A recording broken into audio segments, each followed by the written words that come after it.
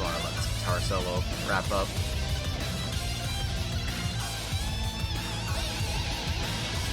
Alright, that's good enough.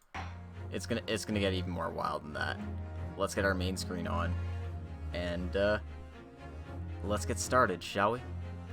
Good afternoon, morning, evening, whatever time of day it is. We are ready to do what should probably be the final investigation of the great Ace Attorney. I'm your host, Logic Blade. I stream here on Twitch. I port all my videos to YouTube. Before we get started, do the liking, commenting thing that helps boost the algorithm. You know you want to. It's cool. You'd be a really cool person if you did it. Alright. Shameless plug out of the way. Let's just jump right in. We need to meet the resolve of Ryunosuke Naruhodo. In order to do so, we need to find out what the hell happened on the SS Grouse, and what the hell Seishiro Jigoku was up to. The unexpected halt of proceedings sent a clamor around the courtroom. But outside the Bailey, where Londoners knew nothing of the secret trial within, it was a typical still night. Then, at a little past 8 o'clock that evening, Mr. Sholmes and his partner returned to Baker Street. Oh, damn, we got ourselves a feast. 3rd November, 8:07 p.m., Sholmes' suite. We have returned, my dear fellows. Welcome back to Britain, and thank you for your timely help. Think nothing of it. I believe you've had an even more wearing day than Mikotoba and I, no? You could say that. We were on the brink of defeat in court earlier. So, this prosecutor, Asogi, had you on the ropes, did he? And he's your best friend, you say? Well, he's not really the man I knew in Japan anymore. Kazuma's changed. Oh, Mr. Naruhodo. I mean, it's incredible to think that he'd even entertain the idea of acting as the Reaper's assassin. Well, nevertheless, you must introduce me. After all, I've only ever met the young man as a corpse. When all this started, almost a year ago now. Mr. Sholmes still hasn't told us the truth about what really happened back then. About the motivation for what he himself described as a great detective's lie. Now then, I must say, it's really quite a journey all the way to France. Well, it is another country, Mr. Sholmes. So, what news of Judge Jigoku? We took him to Scotland Yard. The investigating detectives there have a lot of questions for the man. Poor Professor Mikotoba. This must be quite a shock to him. Ah, yes, I picked this up at the telegraph office on our way home. What is it? Surely you haven't forgotten already. I put upon you for the matter only yesterday. You put upon me, Sholmes. I had to fill out your telegram to Japan and foot the bill as well. Oh, you've had a reply already? What was so urgent, though, Mr. Sholmes? Such matters can wait until later. I'm far too hungry for an involved conversation at present. Well, that's good news, because supper's ready, everyone. Ah, and what a feast it is! If I were none the wiser, I think the trial were won already. Roast beef, kibbers, stew, steak, and kidney pie, Yorkshire pudding. Tomorrow could be a very long day, so eat up. In that case, I think I'll seat myself just here. This place appears to be the only one set with a helping of pheasant as well. Oh, sorry, Hurley, not there. Why ever not? Are we in set places this evening? Yes, and that place is for Susie's daddy. For me? That's right. I made it especially for you, Professor Mickey. I see. Well, that's terribly kind of you. It's a shame, really. What do you mean? Well, for a brief moment, I believed it. That Susie and I were half-sisters, I mean. Oh!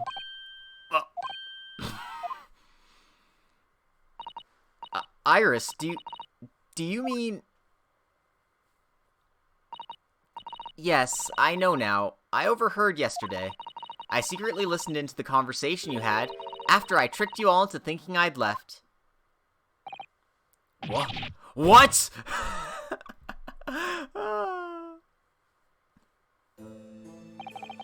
The misunderstanding arose because of that autopsy report from 10 years ago. But actually, it turned out that neither Dr. Wilson nor Professor Mikotoba are Iris's father. Wait, what? So Dr. Wilson was just a red herring the entire time. About everything, huh? Yes, about that, Iris. You know, I know. You can't tell me at the moment. Oh, Iris. So, a stupid idea just occurred to me, and I don't... Okay, so, I've made mention of this before in, like, spoiler tags in another chat, but I really think that the professor killings weren't carried out by Genshin Asogi, but instead by Baroque's older brother, Clint Van Zieks. I think he's been the professor the entire time. And I think the reason why Iris's parentage is kept shrouded in mystery is because she is, in fact, Clint's daughter, which would make Baroque her uncle? I don't know, I'm just spitballing here. I could be entirely off the mark, but that's where I'm going with this right now. That's what I'm thinking. The pheasant is by way of an apology. I'm sorry for eavesdropping. Oh, no, that's quite alright. Then why don't I get any apologetic pheasant? So just who is Iris's father? I suppose that's not something we'll be finding out today. So then, let us dine, while our largely pheasantless plates are still piping hot. A fine idea, Sholmes.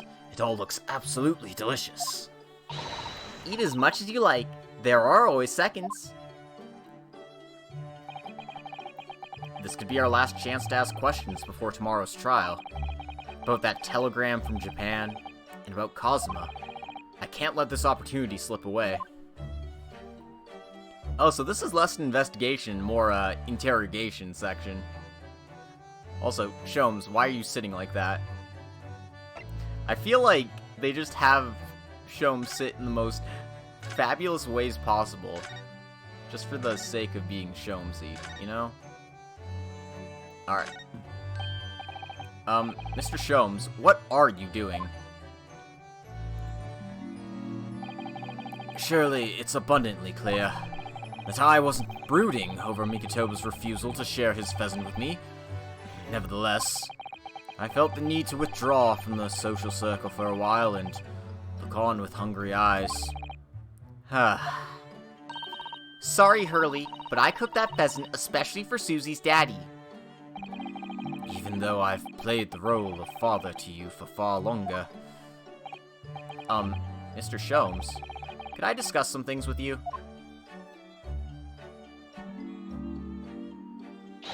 Certainly, my dear fellow. I find myself quite in the mood for a spell of conversation. No doubt, you're hungry to learn more of my deep love of game. I can probably contain my curiosity on that one. The game is a pheasant. You needn't look at me in that fashion. In what fashion? It seems that before we discuss the pheasant, we have some rather unpheasant matters to discuss. Yeah, I like that one. I like that one. It's a good one. That's an A+ pun.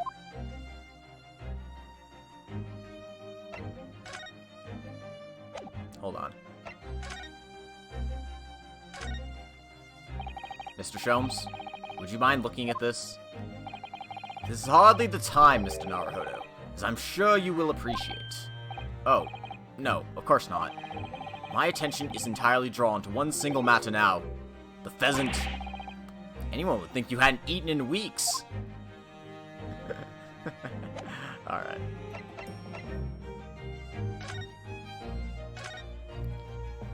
So, what was in the telegram you received back from Japan then? Ah, this?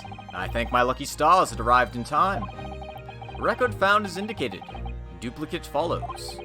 K. Asogi, A. Shin, T. Gregson, J. Wilson. What? Those 4 names. We've come across that exact same list before. They came up in that unforgettable case last spring.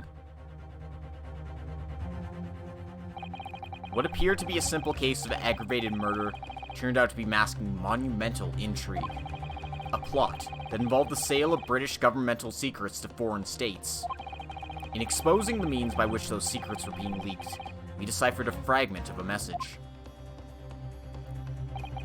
K. Asogi, A. Shin, T. Gregson, J. Wilson. But we didn't find the names out until the case was over, and we never did get to the bottom of what they meant. All we knew was that the information had been sent by somebody in the British government to somebody in Japan. So, why are the names coming up again now? Yes, where did the sender of your telegram discover them, Mr. Sholmes? I have here the message I wired yesterday. Allow me to read it to you. Enter Judge Shigoku's office undetected and investigate telegram records.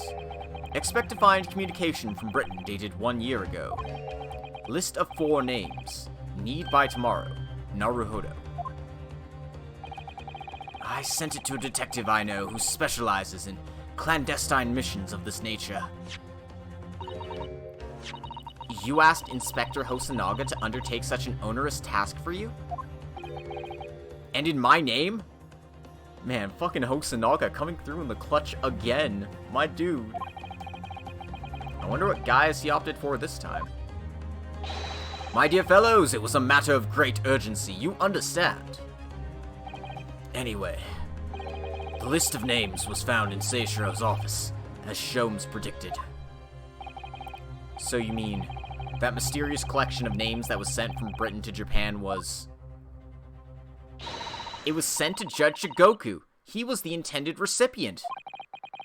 I don't believe it.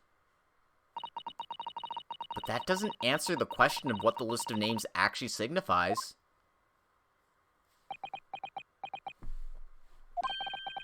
I did formulate a hypothesis about that. But without a shred of evidence, I couldn't possibly have shared it.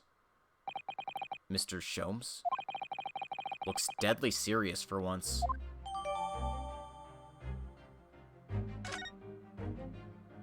I have a guess. Has to do with the fact that Kazuma stood in as an assassin. Asa Shin killed John H. Wilson. So, Kazuma Asogi was there to kill T. Gregson. Yeah, I don't like the implication of that. I don't want that to be true. That tragedy we had to go through on the SS Berea, it was all for nothing. Kazuma wasn't dead at all. We were completely taken in by the lie you told us. Your great detective's lie.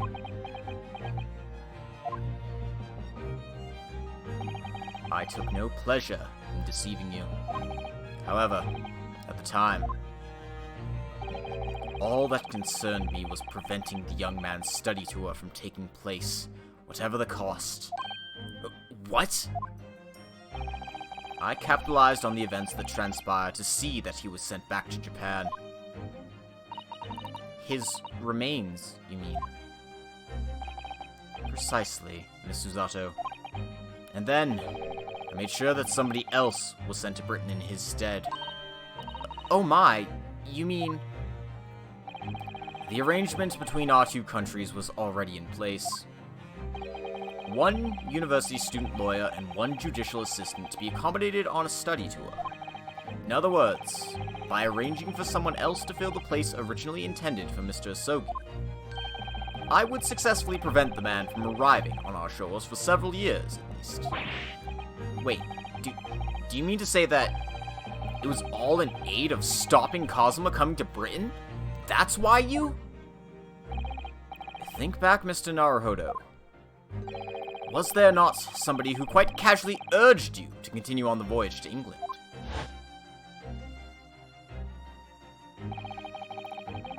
The terms of the study tour were negotiated by the Department of Justice in both Great Britain and Japan.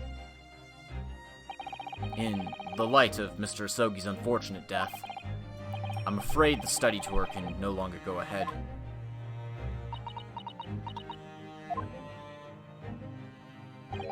My dear fellows, the majority of problems have an extremely simple solution, you know. All you require is one lawyer, and the study tour can continue, surely. But there is no one else with the necessary qualifications, Mr. Sholmes. We know of no other lawyer. The voyage to London still promises a good month of time. Ample opportunity, I would say, to find yourselves another suitable lawyer. So, you manipulated me? I've often remarked on the extraordinary lengths to which friendship will drive a man. I was quite sure that you would rise to the challenge for your late friend. I don't believe it. I don't believe it either, holy shit. But if it was all contrived... I mean, what happened was treated by the authorities as murder. A woman was mistakenly arrested as the perpetrator. What do you suppose became of her?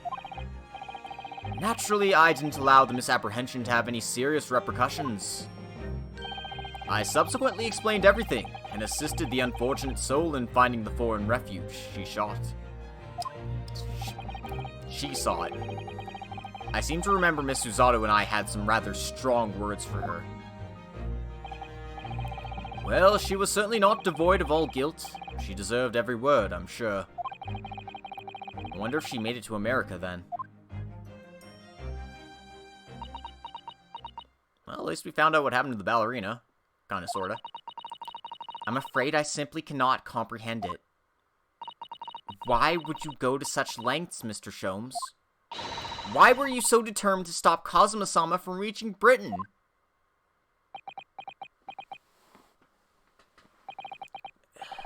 The truth is, 12 months ago, there was already a very tangible omen of the impending tragedy, you see.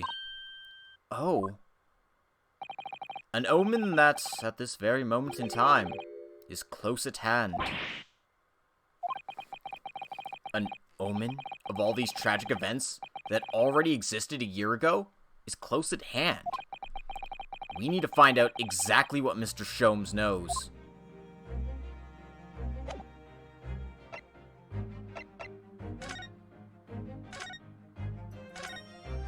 In this case, it comes down to presenting evidence.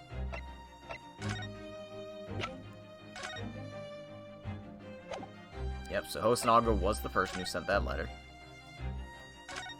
We haven't got to examine this yet. You see these little things all over the place, don't you?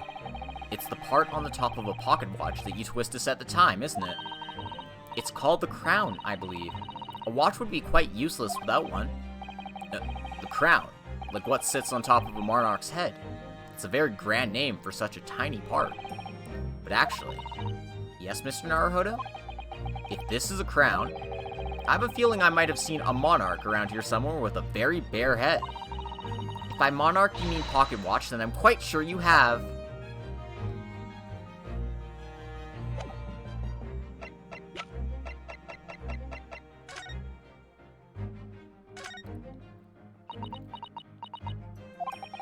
What do you think, Miss Suzato? I feel sure I know exactly what will fit here. Really? I was just thinking precisely the same thing. We're about to see that the little round component is actually part of Inspector Gregson's broken pocket watch. Really? I was just thinking precisely that too.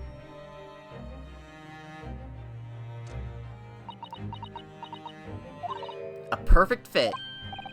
I knew it. Alright, perhaps you knew it. I'll make a note of this new information at once.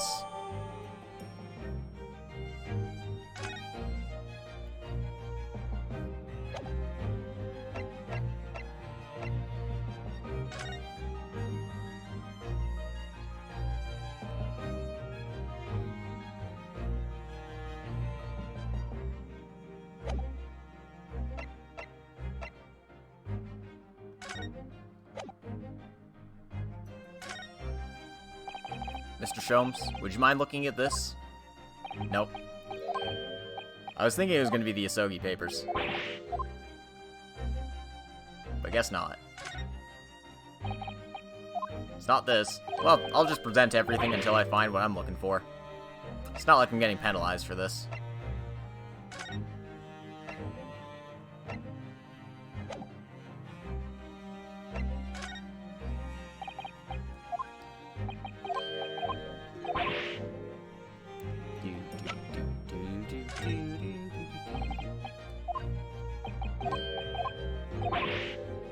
Yeah, that was a stretch. Okay, so I finally get to read this. Following departure from the port of Dunkirk, all crew members are required to assemble on the main deck at 10 p.m. in order to review evacuation procedures. This drill will take 20 minutes. Crew to resume duties as soon as the drill is over.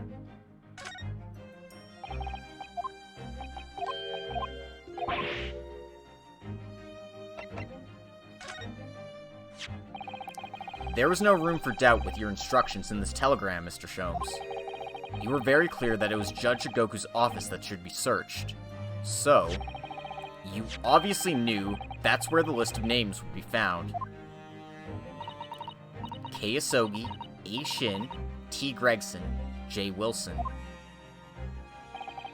But we only learned of those 4 names just over 6 months ago now. And only because they appeared as part of the top-secret government communications that were leaked. That's true, yes. But at the time, you were unaware of the background.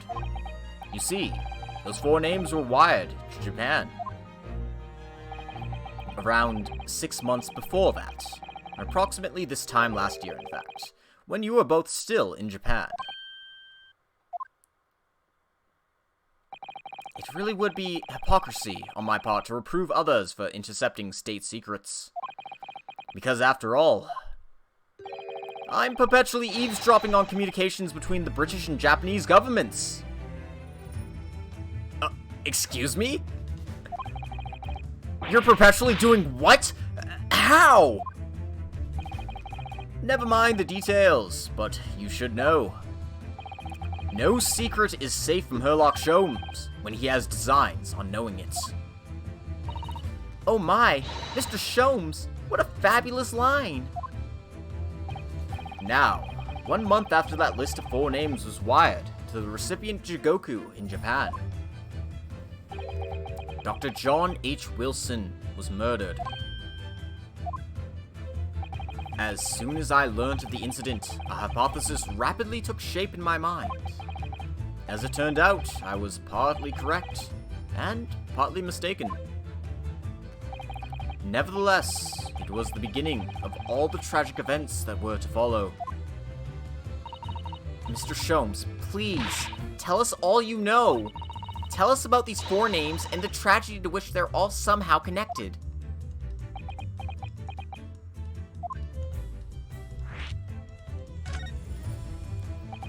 As I said, when I learnt of Dr. Wilson's murder in Japan,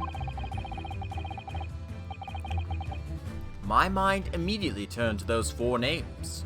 Because you see, there was someone else on the list who I believe to be recently deceased. What? Who? A. Shin, as it was transcribed in Japanese script. In actual fact, Miss Asa Shin. That was a familiar name to me. She was a professional killer, well known among London's unsavory classes. Oh, I see.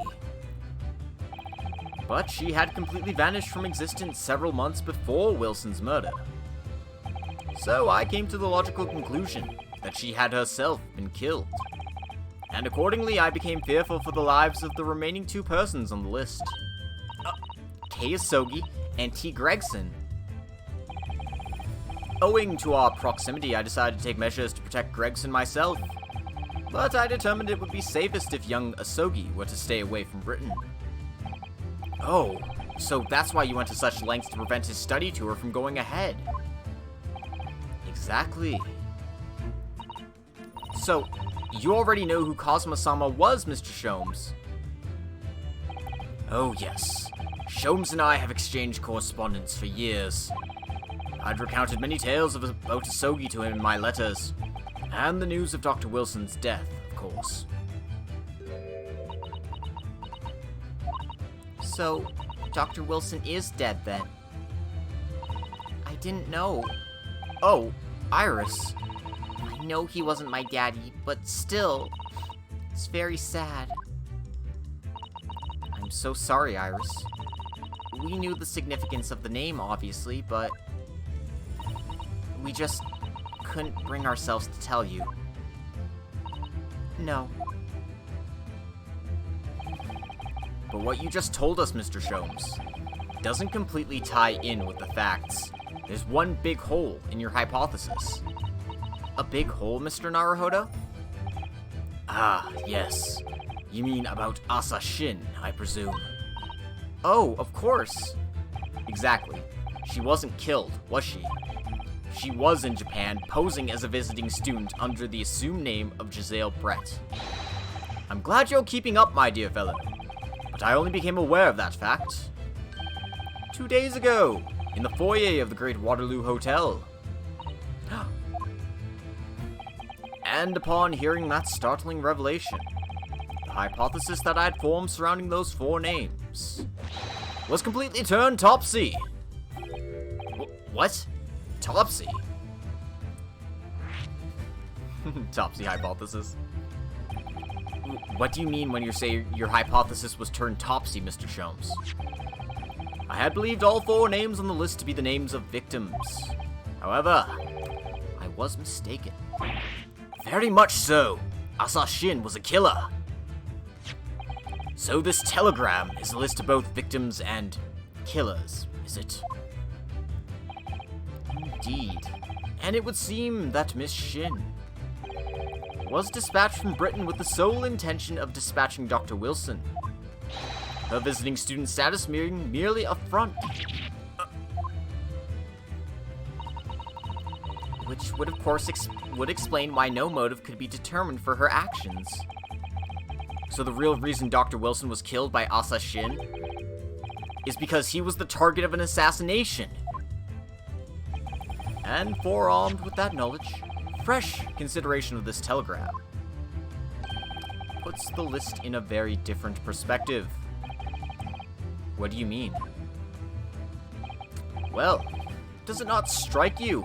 There is another among the 4, who subsequently became a visiting student. Wait, you mean... But of course, a name you know only too well. You mean Kazuma? Oh! He did say in court earlier today. Yes, on the 31st of October, I accompanied Inspector Gregson to Dunkirk in order to carry out a mission. And the mission was the assassination of the Mark. Young Mr. Asogi accepted that mission a year ago now. Surely not. In conclusion, this document is a contract of sorts.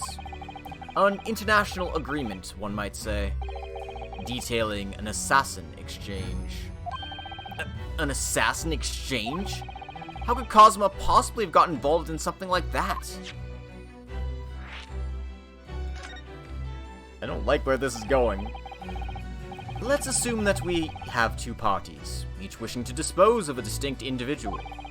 Those 2 parties then make a contract to swap their respective assassination targets. That would then be an assassin exchange. So to begin with, the British assassin is dispatched as a visiting student to Japan, where she kills her target. And then the Japanese assassin is dispatched as a visiting student to Britain, in order to eliminate his target. It certainly does sound like an exchange, but what on earth is the point? Don't forget, Naruhodo, that the British assassin at least escaped conviction, thanks to diplomatic immunity afforded by consular jurisdiction. Oh, yes. Such jurisdiction should be null and void under the terms of the new treaty between our two countries. So the fact that it was brought into play suggests intervention at the very highest levels. The highest levels?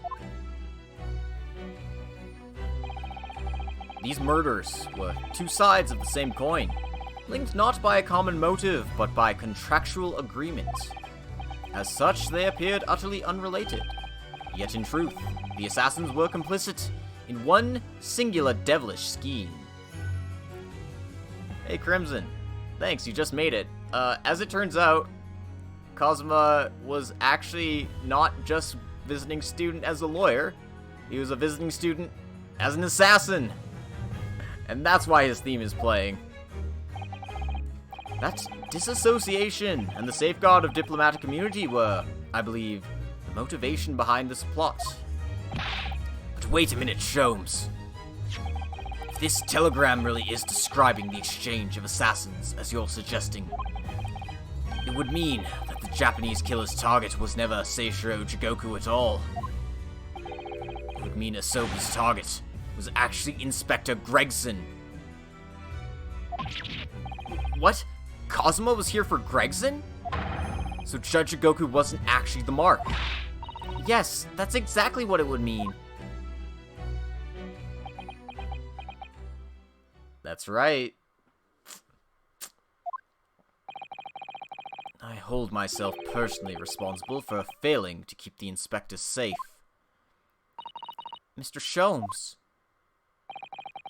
I told him of my fears and implored him to seek a transfer to an overseas position. Obviously, with the young pickpocket in tow. Yes, Gina. Come to think of it, Inspector Gregson did mention that to us at the Great Exhibition.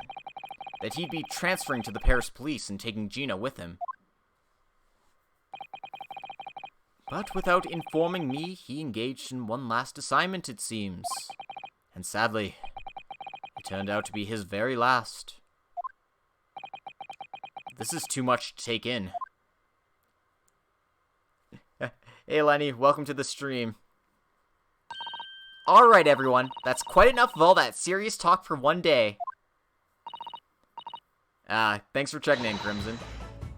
Isn't it early? I mean, look at the time. Quite right, Iris. We must conclude our preparations for tomorrow. What preparations? Well, I think I shall make my way back to my hotel room now. This has certainly been a night to remember. So, what's been established so far? Well, turns out Kazuma's been an assassin the whole frickin' time. Or at least, that was the goal in mind. You know, because, fuck, why not? Just, hey, you wanna go kill this guy for us? And apparently Jigoku is complicit in all this nonsense, which makes me think he and Strongheart are working together and they're both big bads, and I'm just like, man, you can't just fucking trust judges, can ya? God fucking damn it.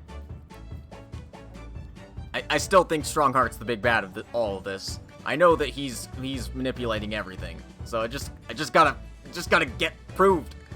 The best part, this was foreshadowed from case number 1. Yep, it totally was. You were wondering what his dark schemes were, and now you know. Now, fuck. I don't have words. I'm just blown away by all this. It is a little bit sad, though. I mean, I like the idea of you being my daddy. Because then, Susie would have been my big sister. I'm sorry, Iris. I know, Iris. I was thinking quite the same thing. Were you? But if somebody like me would be worthy, I would be delighted to become your sister. What? Really? Oh yes, without question. So, you'll teach me all the ways you know how to throw Runo to the floor? Yes, of course! It would be my pleasure. You didn't have to agree quite so readily! Oh, but wait a minute. If Susie's gonna be my big sister, you could be my big brother if you want, Runo. Huh? I mean, yes, of course. If you'll have me, I'll gladly be your brother. Well done, Iris. We must always be mindful of feelings. I've raised you so well.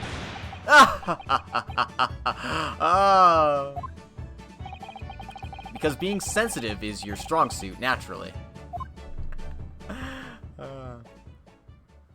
Yeah, I'll have to look at case 1 again in a new light, because, damn, revelations all over the place. Right, I'm gonna work extra hard for tomorrow now, because it's for my big brother and sister. What is all this talk about preparing for tomorrow? Preparing what? Heh. You'll just have to wait and see. Oh. Good luck in court tomorrow. I'm expecting a sterling performance.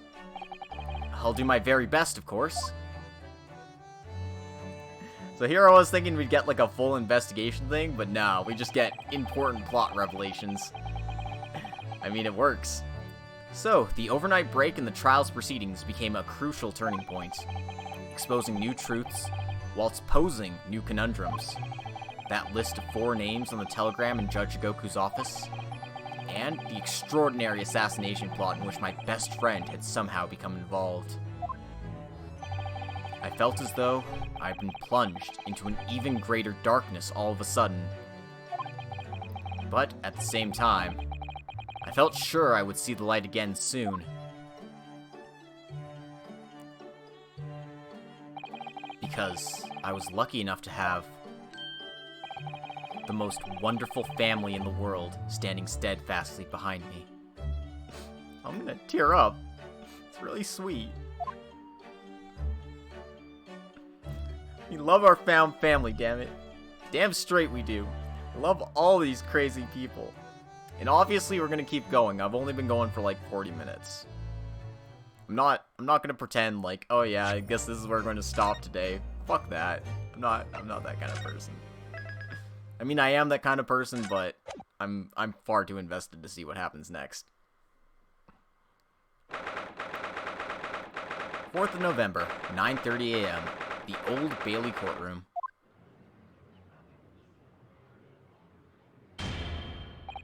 Before we begin today, I have a brief announcement. As with the closed trial 10 years ago, some astonishing facts have come to light in these proceedings. The revelation that the well-known Reaper is actually an organization illegally executing its own brand of justice. And the discovery that a respected yard inspector was at its heart until he himself perished in an assassination plot.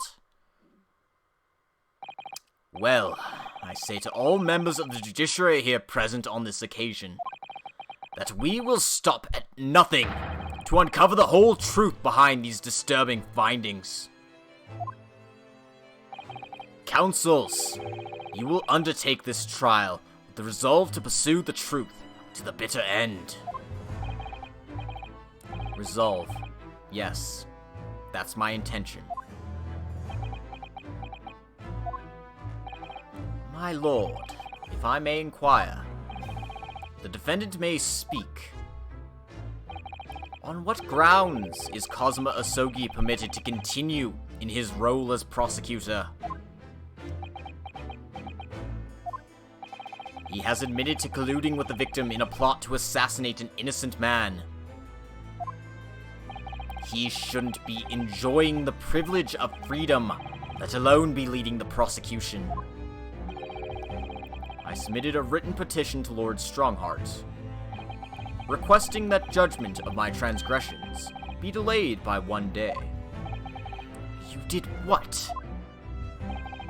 In today's proceedings, I intend to expose everything. My whole life for the last 10 years has all been leading up to this 1 day.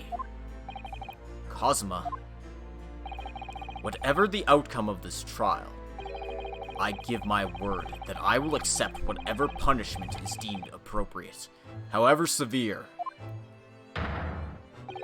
And I suggest you prepare yourself for the same, Reaper. Kazuma's bristling with hostility today. I get the distinct impression we're heading into very dangerous territory. Is that really even Kazuma-sama standing before us? As an extreme exception to normal practices, I have granted this prosecutor's request. The defense finds this acceptable, I presume. Yes, my lord. In that case, in the name of Her Majesty the Queen, I hereby declare this court to be in session again. We resume the closed hearing of Baroque von Zeeks. The defense is ready, my lord. The prosecution is more than ready. Very well, then. This preamble has taken long enough. Prosecutor Asogi, begin. As you wish, my lord. The prosecution calls the first witness to the stand. Bring Seishiro Jigoku into the courtroom. Last then, we've reached the final battle. He is putting literally everything on the line now in order to get to the truth. Come on, Ryunosuke. It's time for that steely resolve, because this is going to test it to the limit.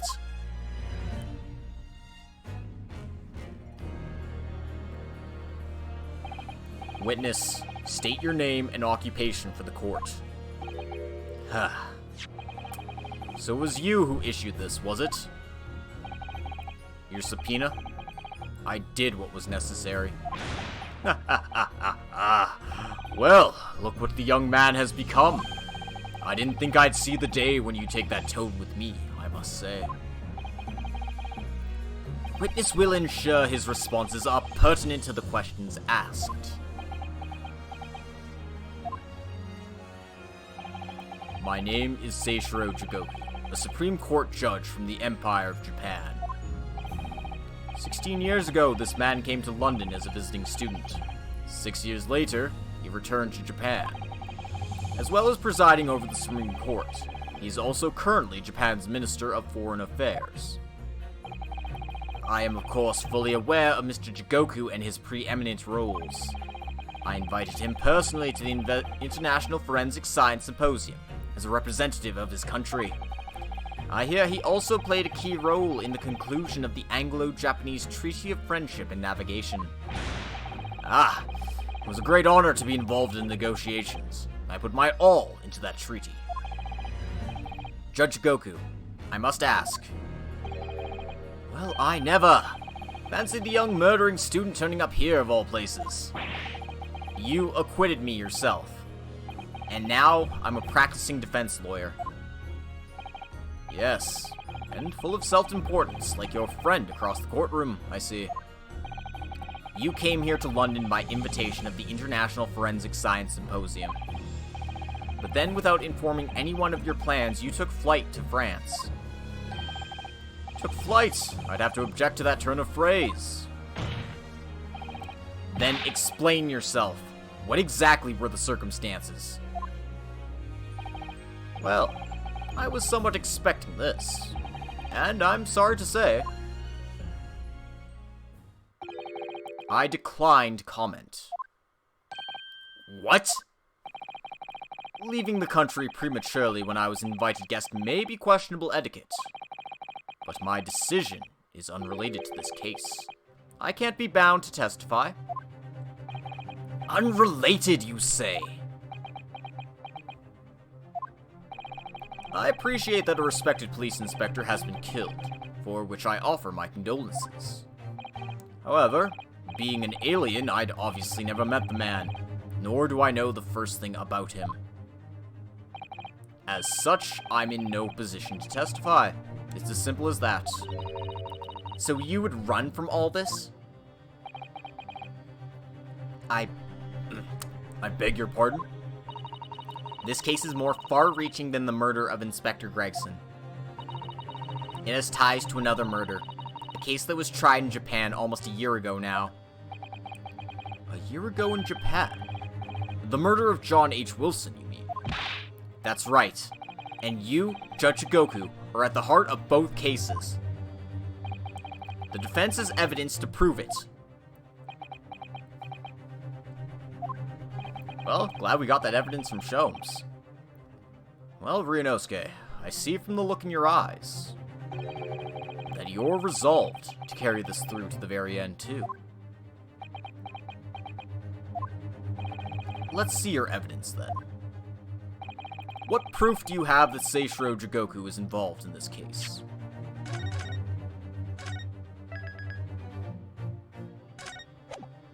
Always save before presenting evidence. It's just...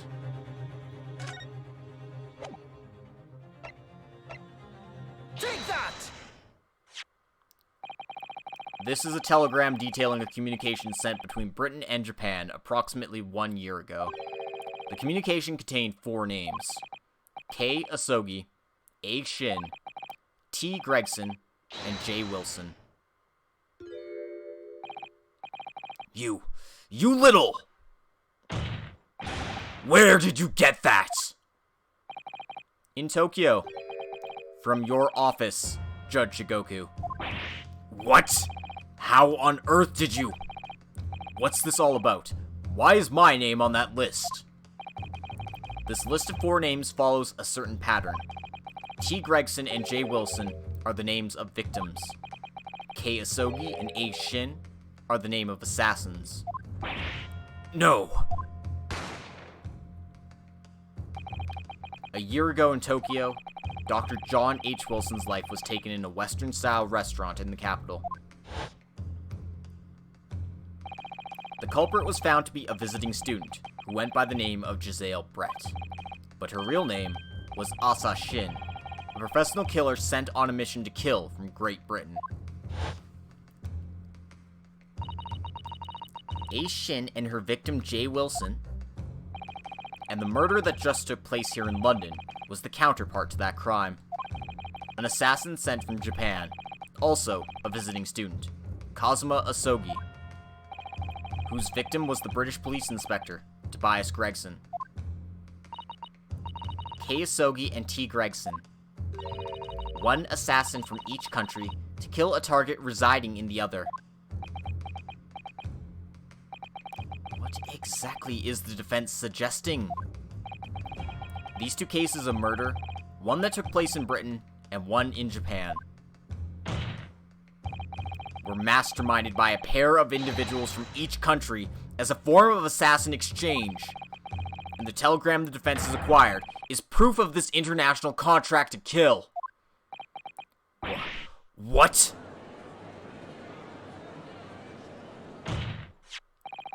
The telegram was found in your office, Judge Jigoku. In other words, the mastermind in Japan was you. Judge Jigoku, what is this all about? And you, Kazuma, you lied. During yesterday's proceedings, you acknowledged that you'd accepted the assassination mission. But the mark wasn't Judge Jigoku at all. It was T. Gregson, Detective Inspector of Scotland Yard, as shown by the name on the killing contract. Very impressive, Ryunosuke. But actually, I didn't lie. The name of the target I was ordered to kill never passed my lips yesterday. The idea that Seishiro Jigoku was the mark came entirely from you. You deliberately avoided saying a name? That's a top-class lawyer for you. The defense claims these 4 names indicate some sort of international assassin exchange. I'm sure I speak for all present when I say the very idea seems utterly absurd. Well, Mr. Jigoku, what do you have to say for yourself? His silence only goes to prove his guilt. There's another very important point that this new development brings to light. There's now a distinct possibility that the scene of Inspector Gregson's actual murder was in the witness's cabin aboard the SS Grouse. Judge Jigoku, you have to testify now. To refuse would put you in contempt of court.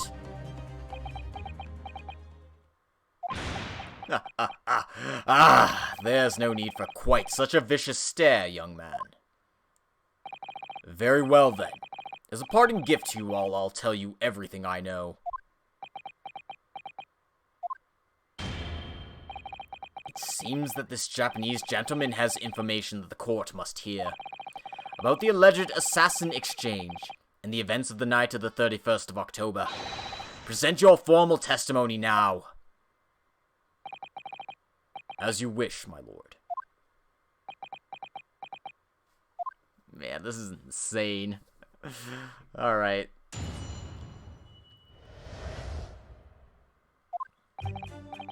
It's true that Kazuma Asogi was assigned the assassination mission 1 year ago now. Yeah, new cross-examination music would be great for this. The target was Inspector T. Gregson. That was a condition of the British study tour. However, in the end, something happened that meant the young man was unable to carry out his mission.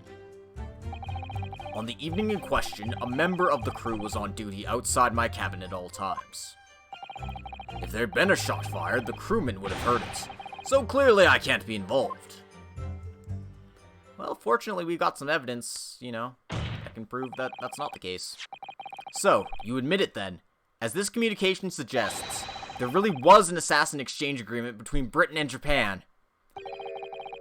A political endeavor at the highest levels. Not something I can discuss here. To use such a worthy practice as foreign study to coerce somebody to commit murder, it's the most appalling thing I've ever heard. Appalling? Well, it's easy to judge. Pardon?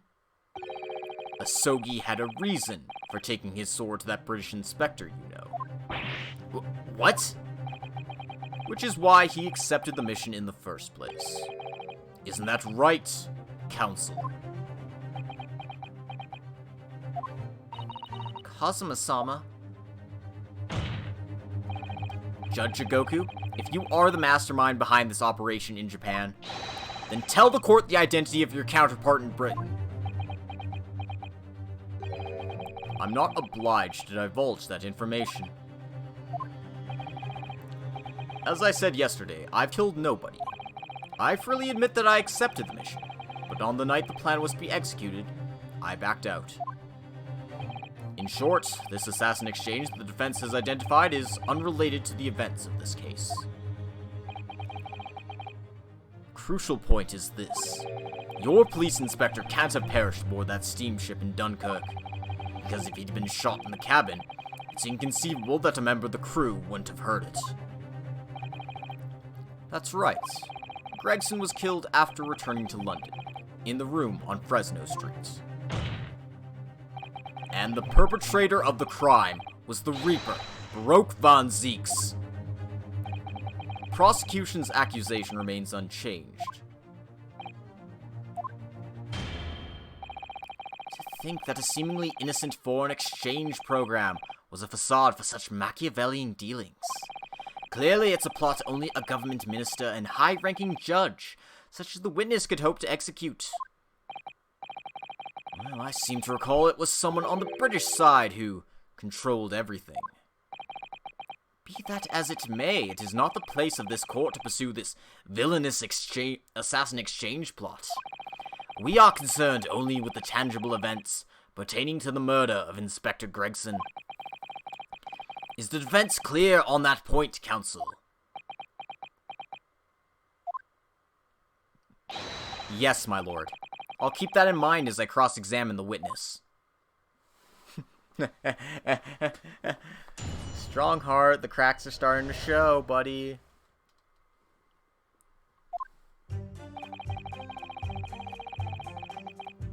Hold it! A year ago, when Kazuma was still in Japan then. Correct. It was at the examination center for applicants for the study tour that I approached him. I'll never forget it. I remember exactly what you said. You just came out and asked me forthright if I'd consider traveling to Britain on an assassination mission. Surely not! I thought it was a joke at first, of course. But then, it was made clear to me that if I didn't accept, I wouldn't be considered for the study tour. So you agreed to it? Just for that? I mean, I know how much you want to study in England, but assassination?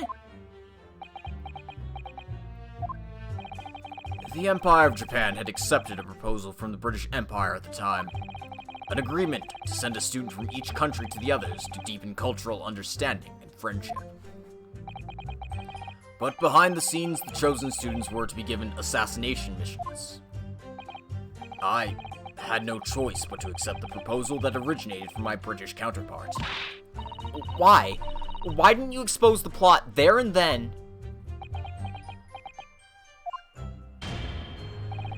Britain acknowledges no part in these alleged misbegotten dealings. I advise you not to make spurious allegations, Foreign Minister Jigoku.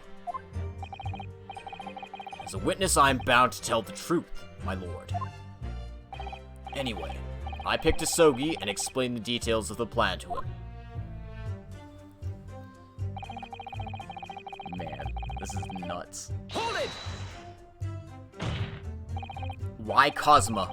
Why did you pick him as the assassin? He was the most capable of the applicants, and in addition, I knew his desire to travel to Britain was very strong. In fact, it was almost more than a desire. It was his whole purpose in life. Yes, as his best friend, I can certainly attest to that.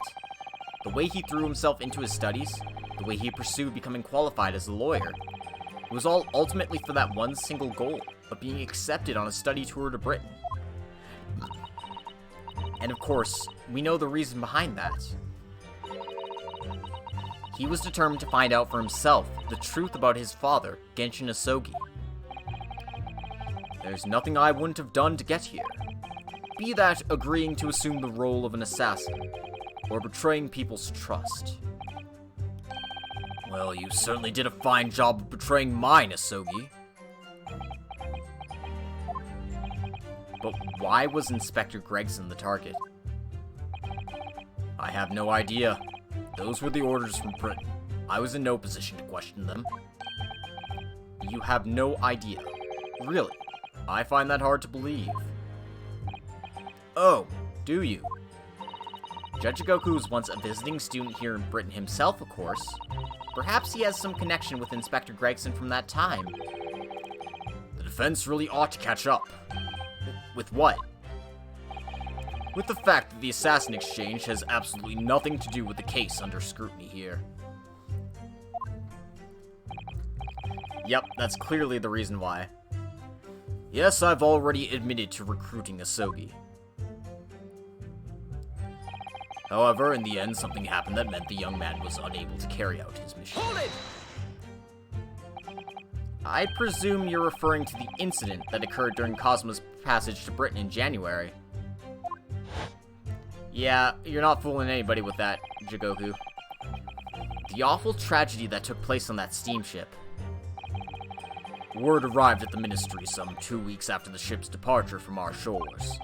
The visiting student had been killed, but his body had somehow gone missing in Hong Kong. The news was wired to me from a detective I placed on the ship to accompany the assassin. Obviously, Kazuma didn't actually die at all, but he did lose his memory, including all details about his special mission. Did you not consider dispatching another assassin at that point?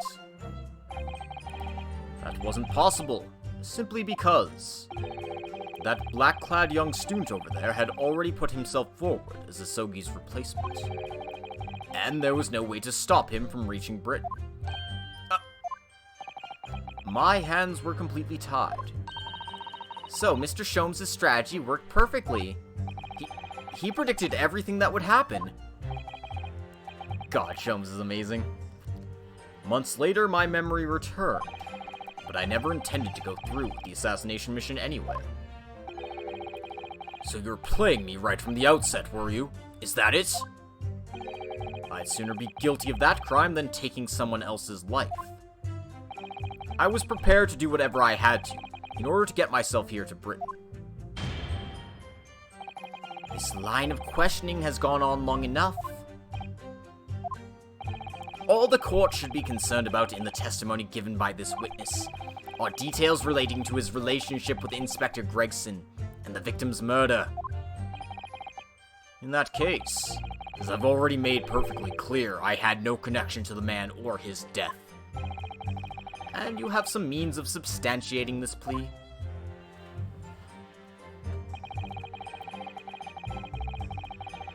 Hold it! Outside your cabin in the first-class area of the SS Grouse, you mean? Yes, that's right. Not least because there was a murder of a student passenger early in their year, I imagine. The liner operators have taken to posting a crewman outside every first-class cabin door. I can confirm the presence of the crewman guard myself. What do you mean? Because I accompanied Inspector Gregson to Dunkirk that night. I witnessed it with my own eyes. There was a well-built crewman standing guard directly in front of the door to the witness's cabin. At that particular time, of course, I'd gone to the ship's dining room for dinner. The inspector and I asked the crewman to allow us into the cabin while we waited for Judge Jigoku's return. I suppose Inspector Gregson was there in his capacity as the Reaper. He was intending to take the witness's life. Exactly. As I've said numerous times now, I had no intention of killing anyone. So the crewman let two potential assassins into the cabin he was supposed to be guarding? Not the most convincing of sentries, really. In truth, those were my thoughts too. But anyway, I stayed to talk with Inspector Gregson for a short while, and then I left him there, and made my way off the ship alone. Was the guard still at the door when you went? Yes. He glared at me as I walked past.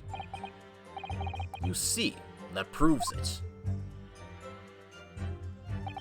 If there had been a shot fired, the crewman would have heard it, so clearly I can't be involved. Hold it! The crewman who was standing directly outside your cabin door, you mean? That's right. A muscular man with a permanent grim expression on his face. He didn't once move from that spot. To be honest, I thought he was a miserable fellow. But as it happens, he's a vital witness now. There's no doubt that Gregson was killed by a gunshot, and it's inconceivable that a crewman standing just outside the cabin door wouldn't have heard that. But wait, what about the ship's enormous steam engines? The noise of them could have drowned out the sound of the gun being fired. Sadly, young judicial assistant, that won't wash. Oh? You will recall that my cabin was in the first-class area of the ship, which is also, of course, the quietest. Don't imagine for a moment that it's anything like steerage, where the judicial assistants go. I didn't mean... But a hole like that made by a bullet was found in your cabin, Judge Jigoku. That's compelling evidence that a gun was fired in there. What's that? A bullet hole? Oh yes, you were talking about what the detective uncovered in the wall yesterday, I presume. That was obviously a rotten panel eaten out by woodworm. No doubt he didn't actually find an actual bullet. That's the hole in this argument.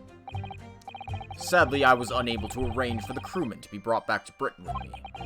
But obviously, if a gun had been fired in my cabin on the night in question, as the defense implies, I would have been arrested on the spot, and would never have made it to Britain in the first place.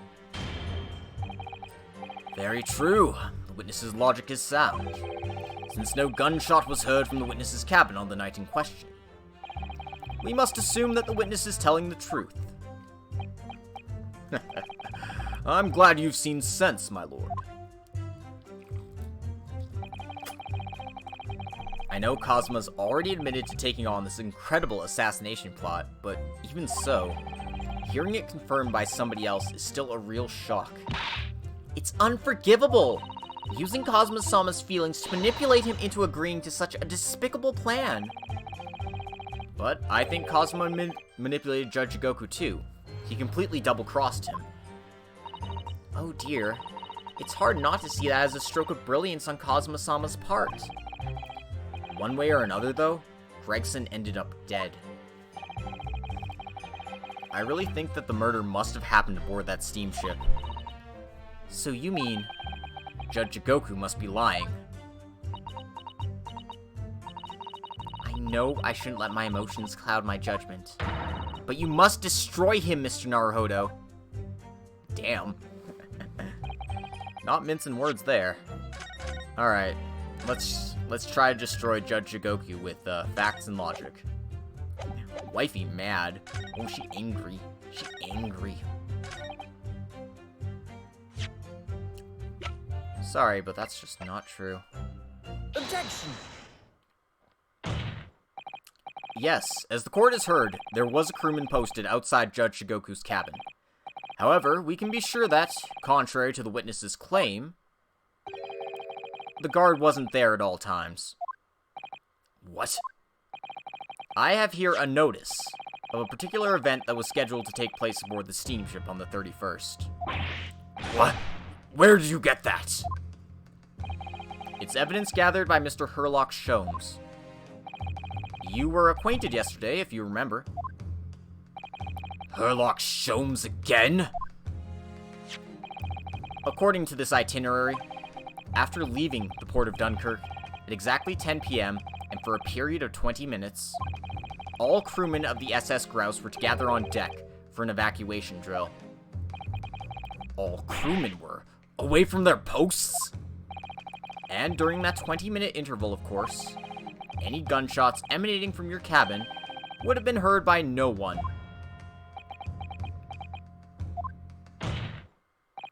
In summary, Judge Jigoku, you had ample opportunity to commit the crime. Ugh. Objection! A 20-minute window of opportunity. That's an excellent find, Ryunosuke. But it amounts to nothing. Why? Because the witness clearly stated in his testimony the no incident occurred in his cabin. Unless you have some decisive evidence that can show his testimony to be false. Your accusation is nothing more than conjecture. Very true. Well, counsel. Inspector Gregson was killed in Judge Jigoku's cabin that night. I'm certain of it. Because the defense has the evidence to prove it. You will present the evidence for the defense at once, counsel. What proof do you have that the victim's life was taken in Jigoku's cabin on the 31st of October?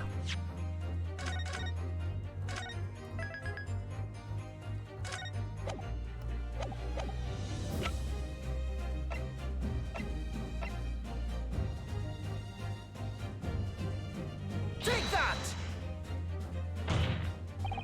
Judge Jigoku, this was found in your cabin yesterday. What is that? The crown of a pocket watch? A pocket watch?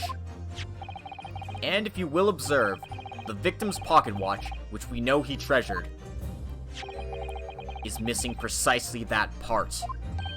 It can't be. Moreover, this crown is a perfect fit on the spindle protruding from the victim's watch. Now, the fact that this was retrieved from Judge Jigoku's cabin tells us that the victim's watch almost certainly broke there. Ugh. In other words, the victim was killed on the 31st during the 20-minute evacuation drill. In the cabin occupied by you, Judge Jigoku! Well, you're razor sharp, aren't you, you young murderer? Objection! Expertly maneuvered, Ryunosuke. And your argument sounds entirely plausible. At first. But rather, like this pocket watch, it's full of cracks. What? And I believe Judge Jigoku feels the same way. I was wrong to acquit you earlier in the year. Sorry?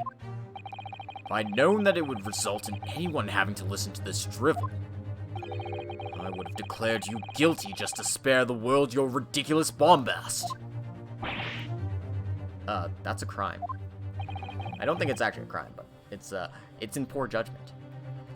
I think it's clear that the witness will have to give further testimony.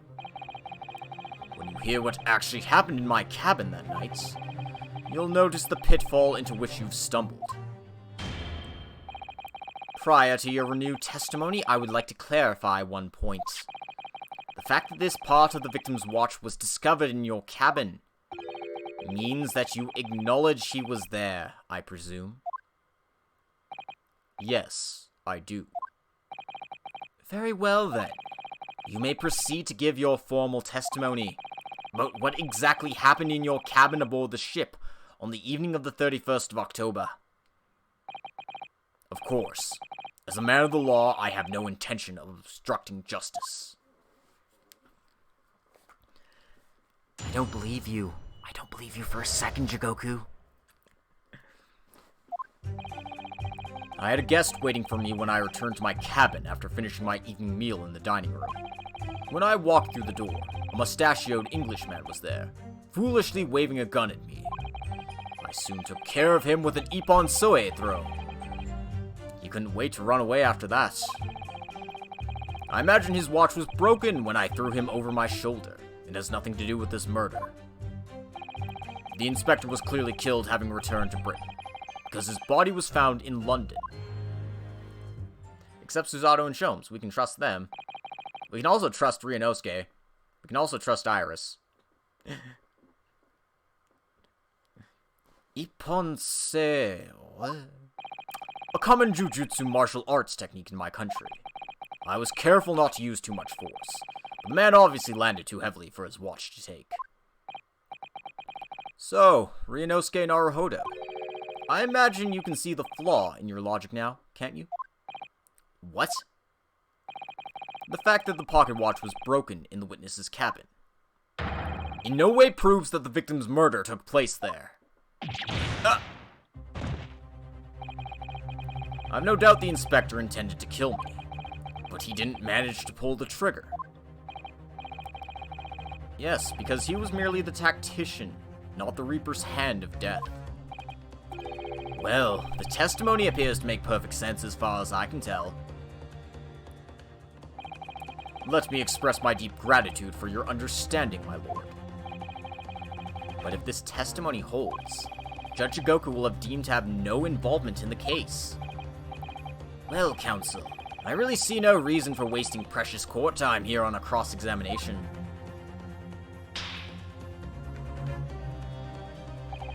Sorry, my lord. The defense has a right to cross-examine, and I don't intend to squander that. You're an embarrassment to your countrymen, not knowing when you're beaten. In that case, proceed, Mr. Naruhodo. Damn. They're really putting the screws to us, aren't they? Yeah, what happened about finding the truth no matter what, huh? Why are you so evasive now, buddy? The cross-examination is the defense's right. It is the defense's only right in the courtroom. How dare you take that away from him? Hold it!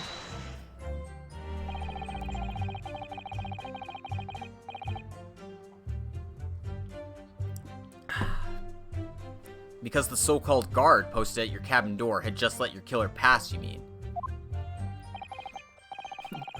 Sora, can you say anything other than damn, or are you just that blown away? Apparently Gregson told the crewman he was a police inspector, which was the truth, of course. He wouldn't have had his identification with him, though.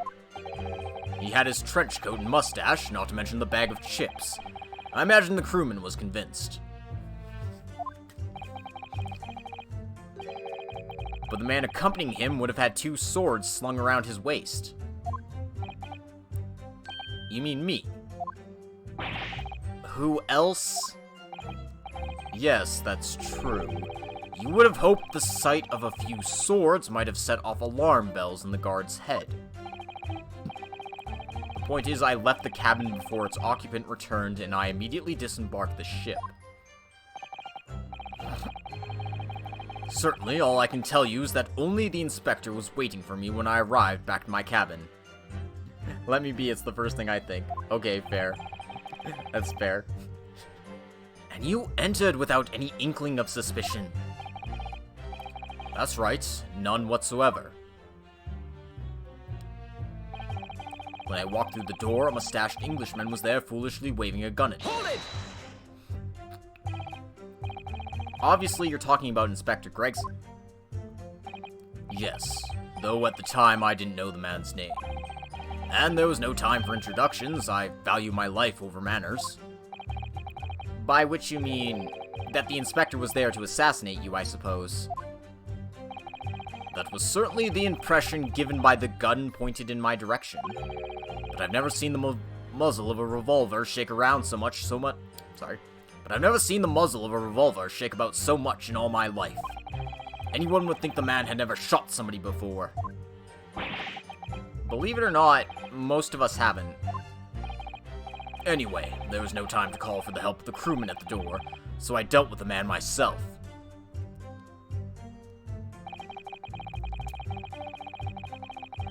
Hold it! Even though the man had a gun? That was a very brave move, wasn't it? My Ippon Soe is far faster than a bullet, I can assure you. But surely all that commotion caused the crewman to come in, didn't it? Yes, of course, he burst in immediately without knocking. The inspector hurled himself at the stocky fellow and just managed to slip past him to make his escape. The outstanding guard does it again. Luckily, there aren't many situations I can't get out of using a quick Ippon Soe throw. I imagine his watch was broken when I threw him over my shoulder. It has nothing to do with this murder. Hold it! The crown snapped off and the glass covering the face of the watch was cracked. Preferable to the man's head being pulled off or his spine cracking, wouldn't you say? Not that the man was spared for long. Not that the man was spared for long. A bullet to the chest soon saw to that. But the point is, the broken pocket watch doesn't prove that a murder took place. Absolutely not. All the watch proves is the power of my jujutsu throw. Whatever you say, it doesn't quite ring true that no shot was fired in that cabin. Because there was an obvious bullet hole in the wall. Oh, what are you talking about? Huh? That's what the star of your lowbrow detective stories told you, is it? Well, I don't care for such fiction. Haven't you worked it out yet, you little stripling? No murder took place in my cabin.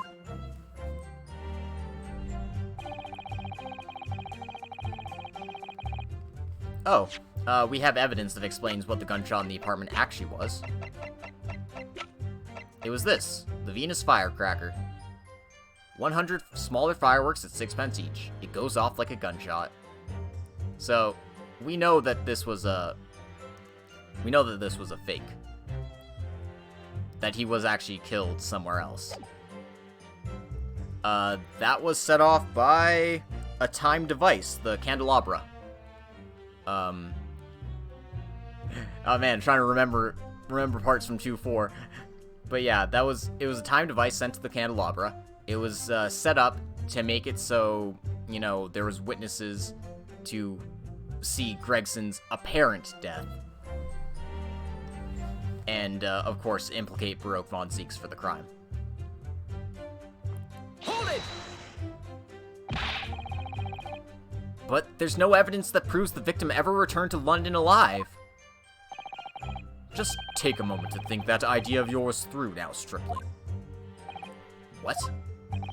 If the inspector was killed on the steamship in France, how on earth could he have got back to Britain?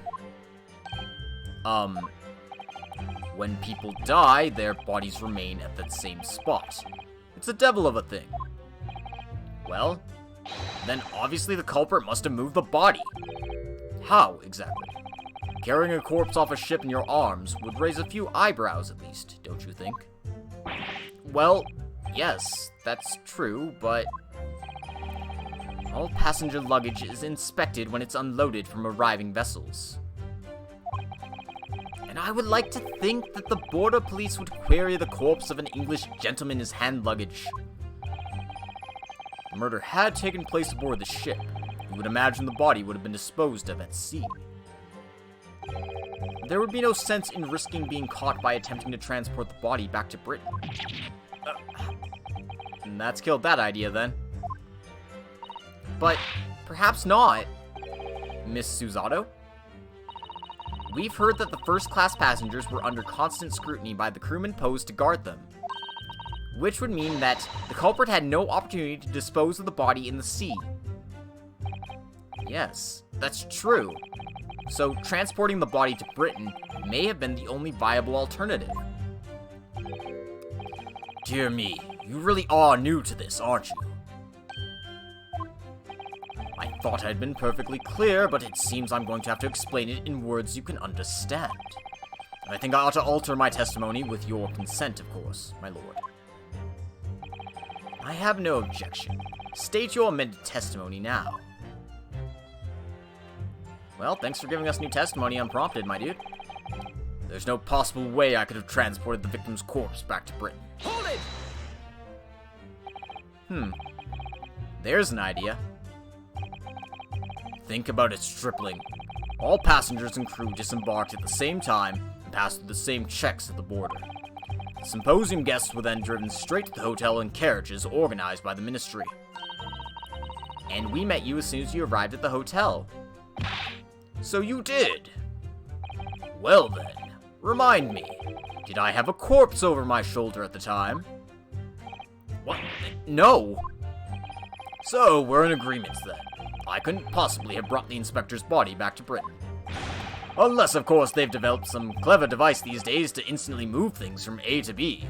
Some sort of instantaneous kinesis machine, perhaps. Funny you should say that. Professor Harebrain's invention didn't actually work, if you remember, Mr. Naruhodo. Yes, of course. The defense has become unusually quiet, I notice. Yes, because there's really nothing more to say.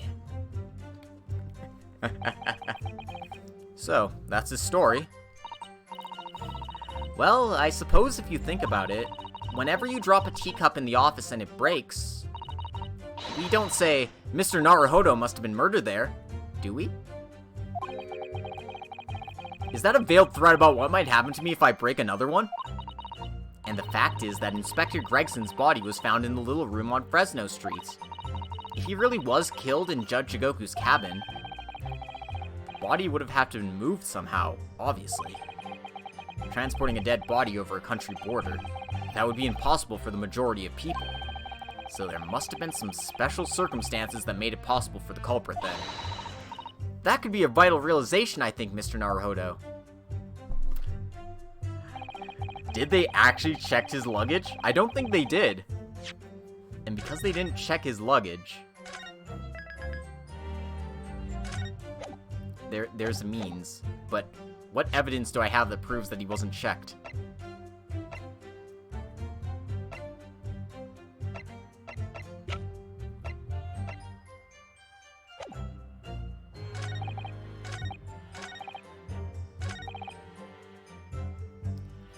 I'm gonna present the photograph. I'm gonna present the photograph. I'm gonna save again, but I'm gonna present the photograph. Even though I just saved, I'm gonna save again. Always be saving before presenting evidence.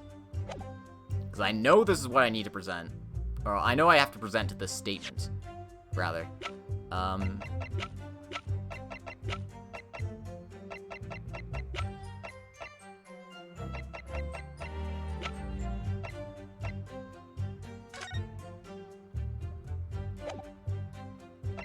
Well, it's not Gregson's trunk.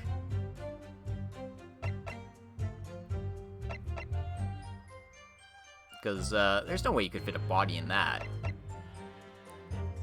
But This trunk?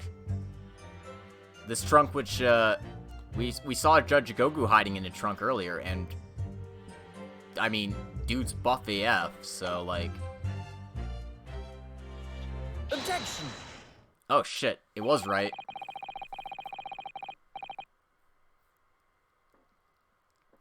There's no possible way you could have moved Inspector Gregson's body, you say? I would say the opposite is true. And what's that supposed to mean? Far from being impossible for you to do, the transporting of Inspector Gregson's body back to Britain is something only you could do. What are you talking about, Ryunosuke? As well as being a judge, Mr. Jigoku is also Japan's Minister of Foreign Affairs.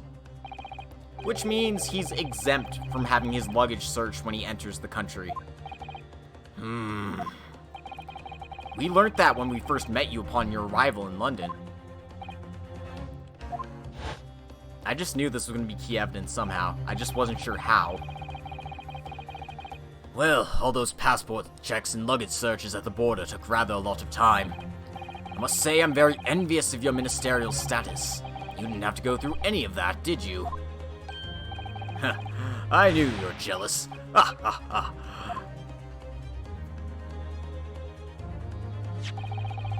I presume you recalled this, Judge Jigoku? It's a photograph we took in the foyer of the hotel to mark the occasion. As the court will note, you have with you your large travel trunk. Large enough, in fact, to have a corpse inside. Mr. Naruhodo, surely you're not suggesting... Forever ruined. Forever! I'm afraid I am, yes. 3 days ago, when we were chatting innocently with the new arrivals from Japan in the hotel, the body of Inspector Gregson was just meters away from us, inside Judge Jigoku's trunk.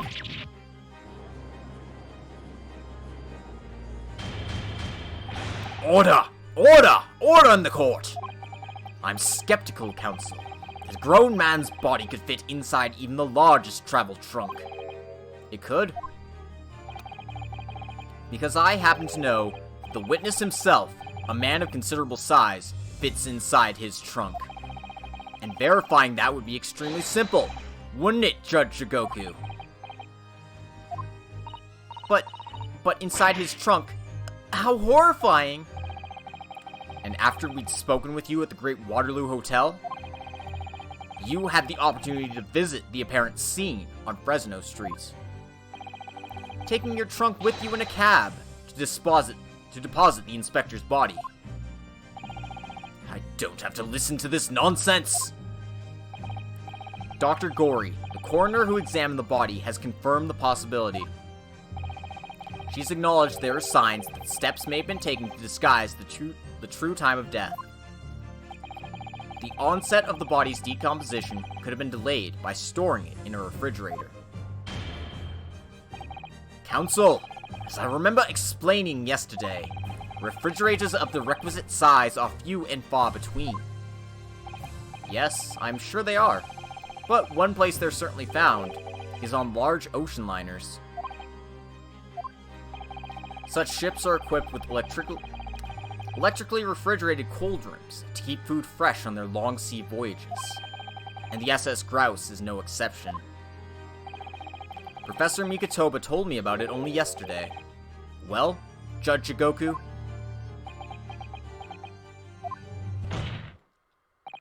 however much you prolong this debate, you can't eliminate the truth. All the evidence points to you being the killer. Yeah, sorry, but Gregson was put on ice.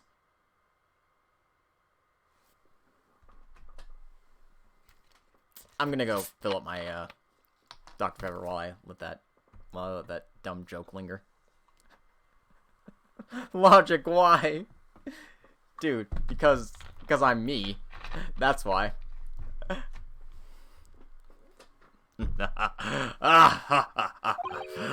Well, this is all very heartening. He'll smell the fish and chips for days. I can see that it was a wise move, letting Asogi and you embark on this study tour. What are you talking about now? Logical reasoning, of course. All court proceedings will be built on logical reasoning in the new century. And I can see that you both laid firm foundations for that already. Judge Shigoku, please, stop diverting attention from the issue at hand. The defense has made an accusation against you. How do you respond? Respond? There's really no need for me to respond, is there? Why ever not? Because before you can even begin to answer the question of when the victim was killed, you must first establish one key fact. Where was the victim killed? It's quite logical. The actual scene of the crime? Prosecution's stance is unaltered. The killing took place on Fresno Street when the gunshot was heard. As the accused, Baroque Van Zieks shot the victim at point-blank range. Since no tangible evidence to disprove the prosecution's claim at this time, the defense's deductions amount to little more than an elaborate fairy tale. I'm afraid that's how the logical reasoning the British are known for really works, young stripling. The victim was shot in that little room on Fresno Street and died instantly? I'm afraid it's the prosecution's claim that's the only fairy tale here. How can you say that? Quite simply, because that claim directly contradicts a certain piece of evidence in our possession. Very tantalizing, counsel. I think you had better explain yourself to the court, don't you? The prosecution claims that Inspector Gregson died instantly when he was shot at the scene on Fresno Street. This evidence clearly contradicts that claim. Oh god, what do I present here?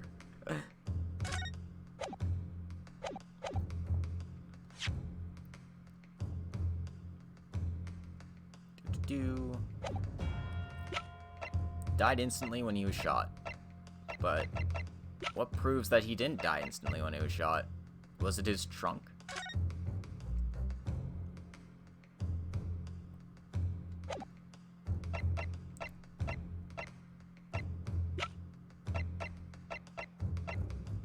Like,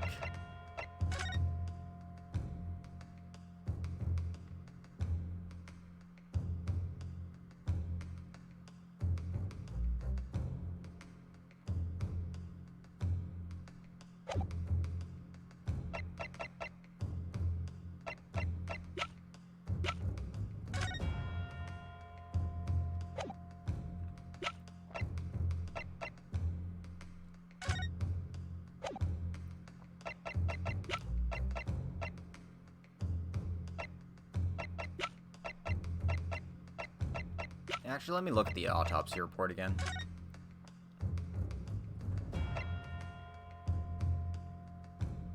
Well, it does say instant death, scorch marks at point of entry, bullet exited the body from behind.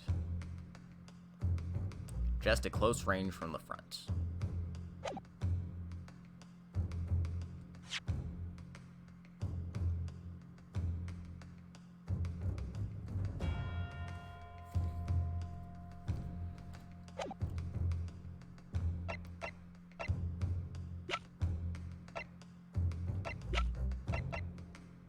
Yeah, if I had to guess, it'd be the blood splatter. Because, I mean, let's, well.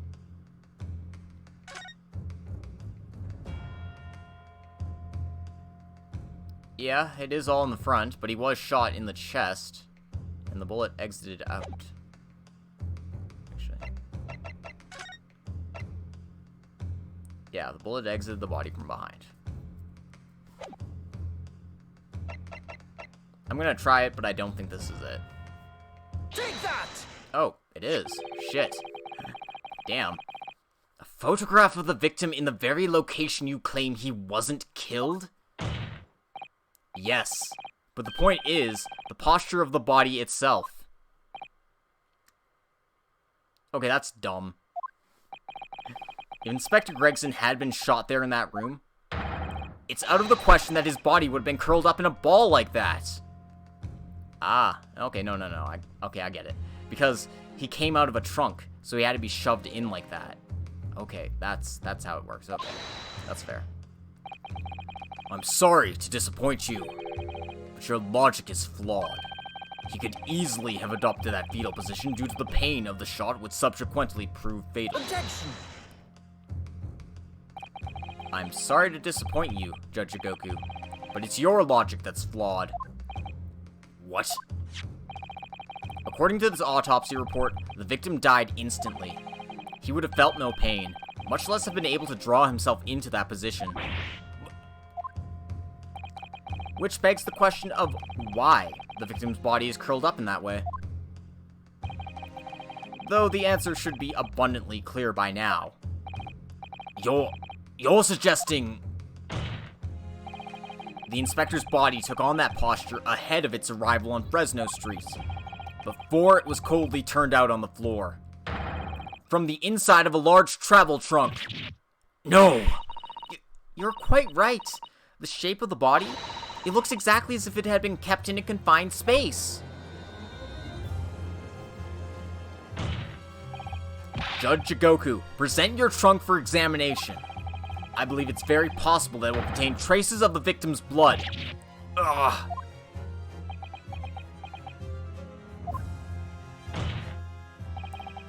Present my trunk? I refuse! What? On what grounds? I'm the Minister of Foreign Affairs from the Empire of Japan. I shouldn't have to put up with this treatment just because of some stripling's baseless accusations. In other words, Judge Jigoku, there is blood in your trunk. I decline to answer that. As the Minister of Foreign Affairs, I have privileges that allow me to... At this moment, you're not a government minister. You are a witness in a trial in Britain's highest court. I don't care who you are, what your status outside this courtroom might be. You will not withhold information. Nothing is more important than the truth. Ugh. Ugh. Get him, Ryunosuke, get him! Order! Order! Well, Mr. Jigoku, what's it to be?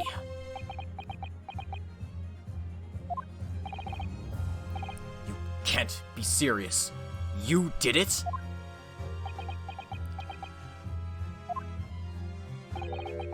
Have you no shame at all, Kazuma Asogi? What? Very well. I admit it. I did bring the inspector's body into the country. Inside my trunk, exactly as postulated by the defense.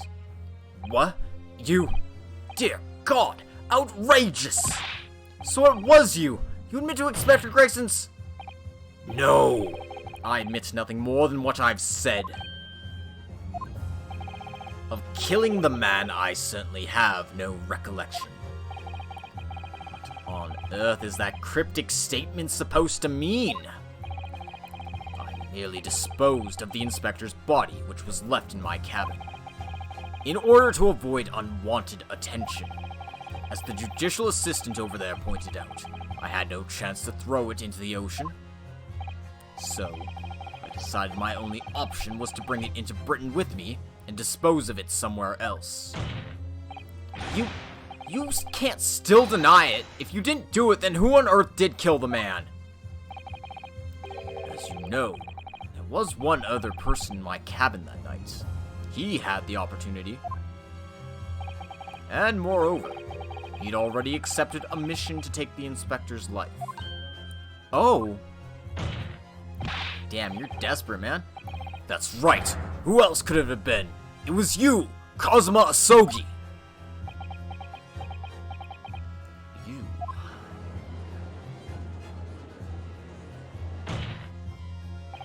I never thought you'd stoop to this, Seishiro Jigoku.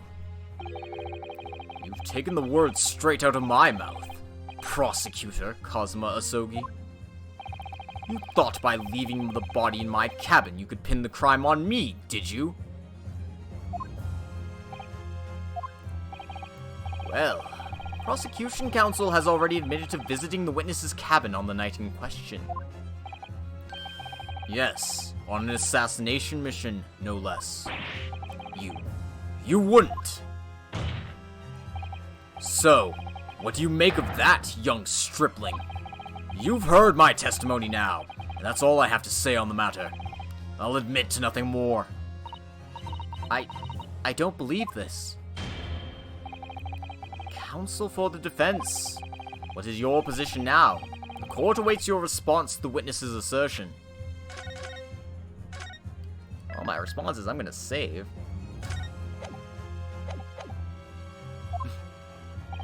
The assertion that on the night in question, the victim's assailant was in fact Mr. Kazuma Asogi. This isn't the dead end it seems to be. The answer's right in front of me. It comes down to Jigoku, or Kazuma. Both of them had the opportunity to kill Gregson, but only one of them did it. And I'm just a step away from proving who. Very well. The defense is ready to respond to the assertion put forth by Judge Jigoku. The idea that the victim's murder could have been committed by Prosecutor Asogi is... I believe in my boy Kazuma. Judge Jigoku, let me remind you of something you said only a few minutes ago. You claimed that logical reasoning is the future of the judicial process. It is, no question. Well, logical reasoning can prove something here. Namely, that it would have been impossible for Prosecutor Asogi to commit the crime. What? The court will only accept an argument that is supported by compelling evidence. So present what you have, counsel. What proof is there that allegedly demonstrates the impossibility of Prosecutor Asogi's involvement?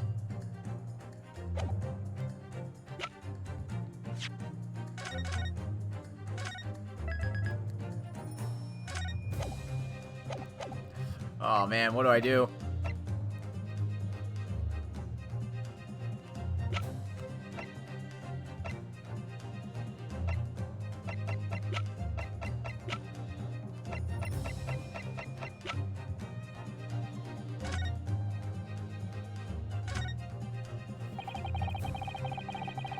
Standard issue for members of the judiciary, then.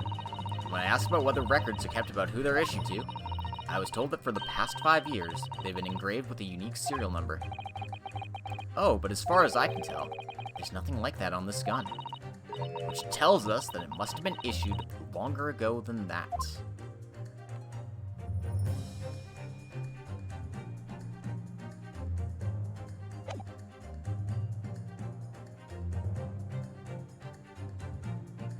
I'm gonna present the gun. I doubt it's the case, but... Take that! You're making the evidence weep here, Ryunosuke Naruhodo. Okay. Definitely not. We had the music going. Every piece of evidence has a role to play in arriving at the truth. They're not playthings you can toss around the courtroom for entertainment. Never mind the evidence. You're about to make me weep, Mr. Naruhodo. Okay, but that never happened.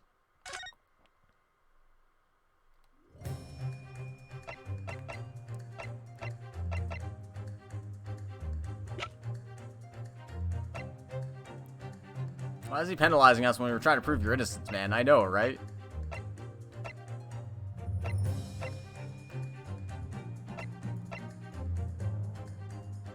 Okay, what? This game's misleading you about what you're actually supposed to think about here.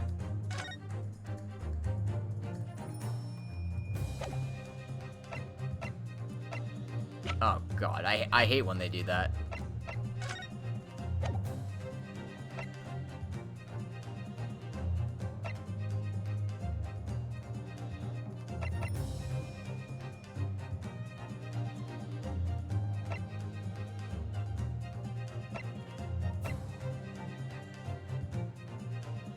Take that! Okay, it's not his sword. It's not his broken sword. I don't know. What? But you need to think of it from a specific angle that can show it was impossible for Kazuma to do the killing. Alright. So what do I have that involves Kazuma's, movements here? Take that! Okay, like, the thing is, the alibi was the thing I was thinking of. Like, it could have only happened in the time during the fire drill. So, I didn't know why I would have to tie into that exactly, but I guess that was what they were going for. Also, fuck, I'm dropping frames. Come on. Come on, hold. What is running that's causing this? No. Okay, it looks like I'm back. The itinerary for crew members of the SS Grouse, my lord. This is conclusive proof.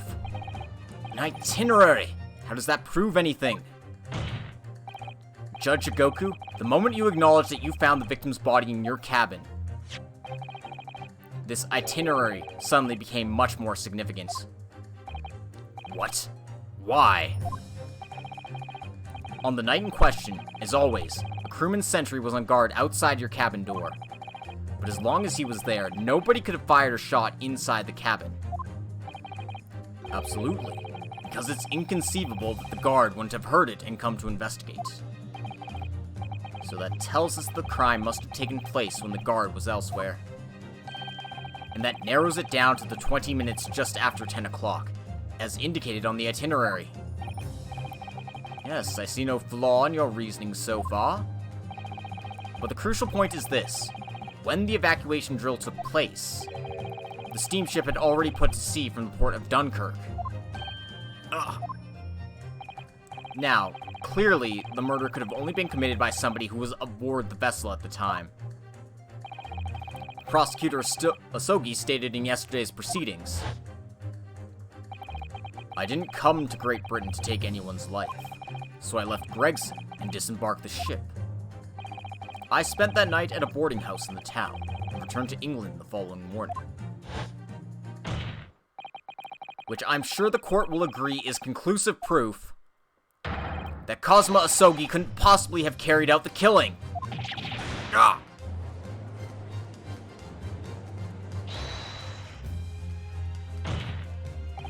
No, absolutely not. I don't accept that at all. What do you mean? The boy's just saying that to exonerate himself. We can't trust that he really disembarked the vessel. Obviously, after he left my cabin, he hid himself somewhere nearby on the ship. Just waiting for his chance to come back and finish the... No, that's out of the question. Isn't it, Kazuma? As the defense rightly recalls, I disembarked the vessel and spent a night in a boarding house in Dunkirk.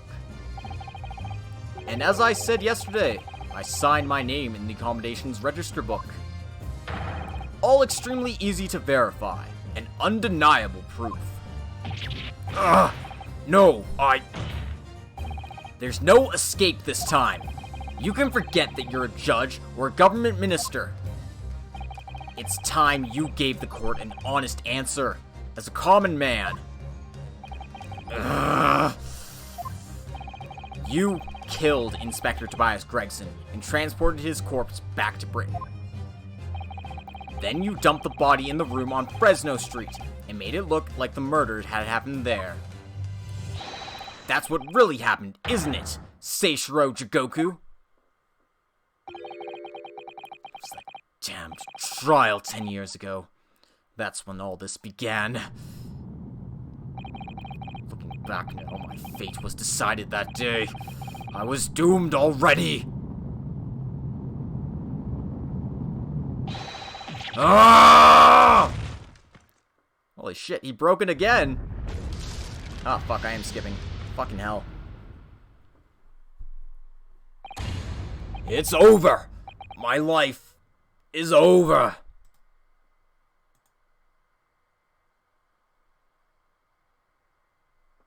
There goes another witness stand.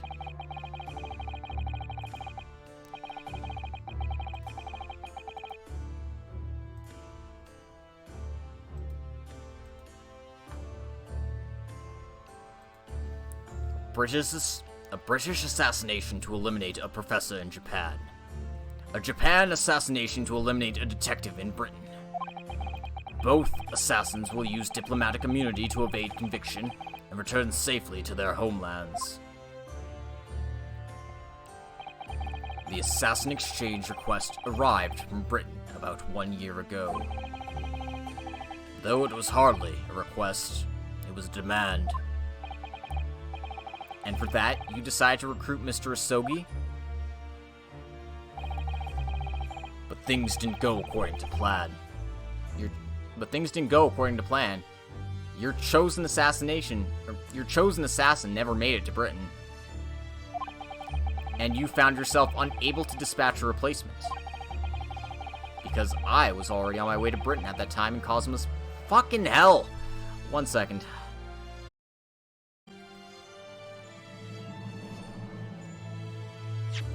Fucking internet, man. Why? Why do this now? The assassination exchange request arrived from Britain about 1 year ago. Though it was hardly a request, it was a demand. And for that, you decided to recruit Mr. Asogi. But things didn't go according to plan. Your chosen assassin never made it to Britain. And you found yourself unable to dispatch a replacement. I really should wait until, Twitch ads stop fucking running. I fucking hate Twitch ads so much. Because I was already on my way to Britain at that time, in Cosmo's place. And that left me with only one option for carrying out my obligation. To eliminate the mark myself, personally. Of course, there was but a single opportunity for me to do that. The International Forensic Science Symposium, I presume? That's right. I decided it would be safest to carry out the plan before my arrival in Britain. So I enlisted the help of my British counterparts, and made arrangements for a pretext that would take the inspector to Dunkirk. To lure the man in, he was given a sham mission by the Reaper. What? The Reaper? Yeah, I wondered about that too. But there's only one person who could have done that. The mastermind of the entire operation. The Reaper himself. So that means that the assassination exchange was... It was all planned by the Reaper. I'm not at liberty to say anything about my British counterparts.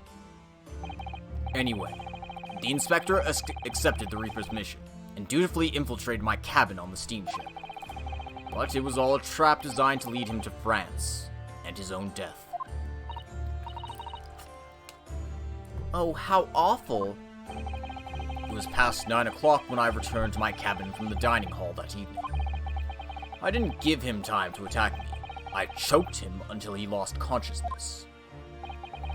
But there was a guard just outside the door, so I left it at that for the time being.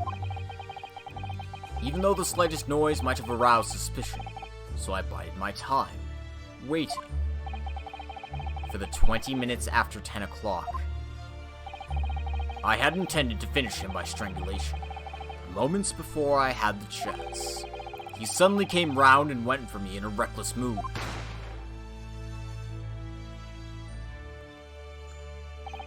I'd received the British issue gun 16 years earlier, being a member of the judiciary as a visiting student. I never imagined I'd have to use it for something like that. So the revolver belongs to you, does it?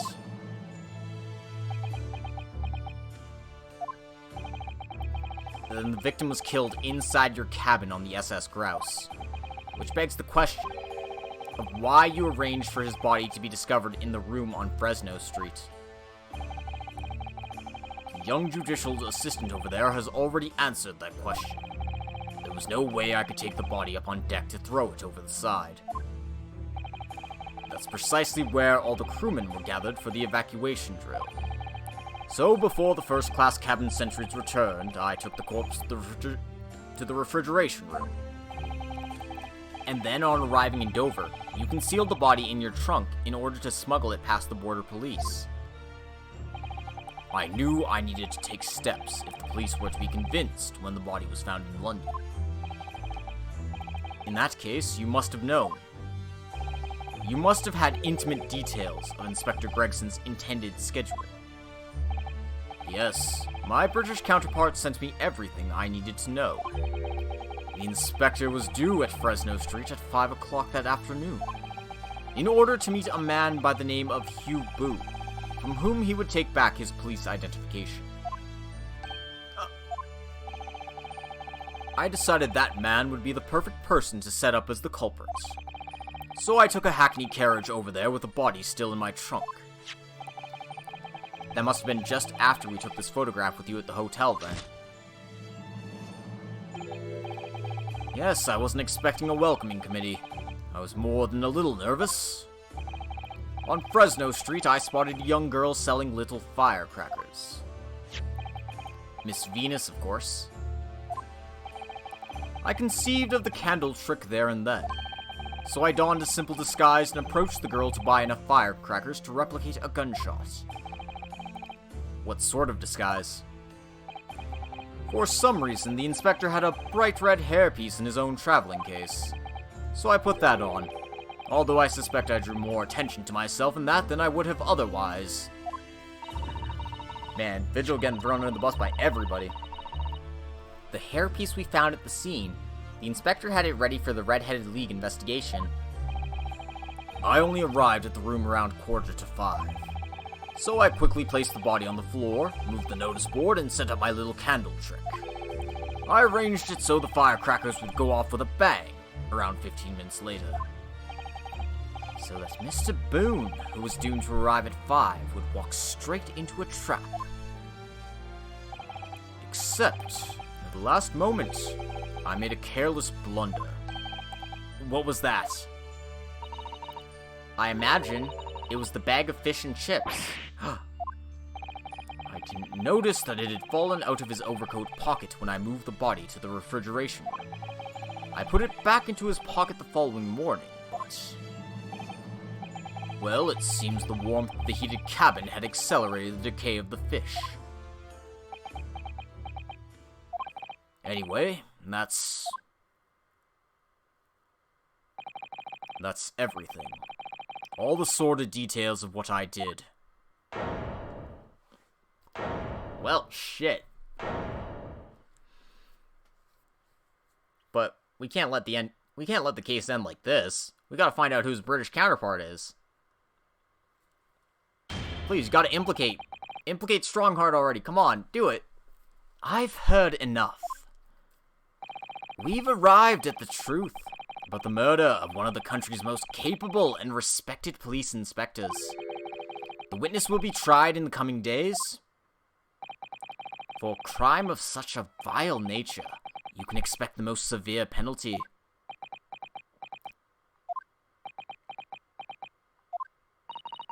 An exchange of assassins. What a foolhardy idea. Mr. Jigoku, one last detail. Who was your counterpart in Britain? Who was the mastermind behind the assassin exchange? Nothing you say now can make matters any worse for you. Just tell us! Enough! I've already told you that I cannot say. Even though as things stand, you may very well never set foot in your homeland again. What are you waiting for? Can't we get this over with now? It's finished. All of it! I'm finished.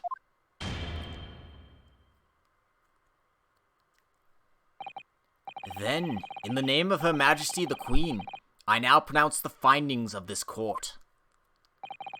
This man before us has admitted to the willful murder of Tobias Gregson.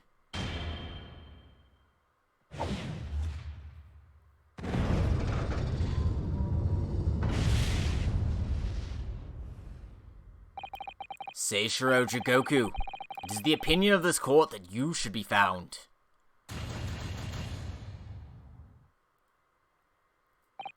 Dang, strong heart's a firebender. And may I remind all those present of the strict confidentiality demanded by this closed court.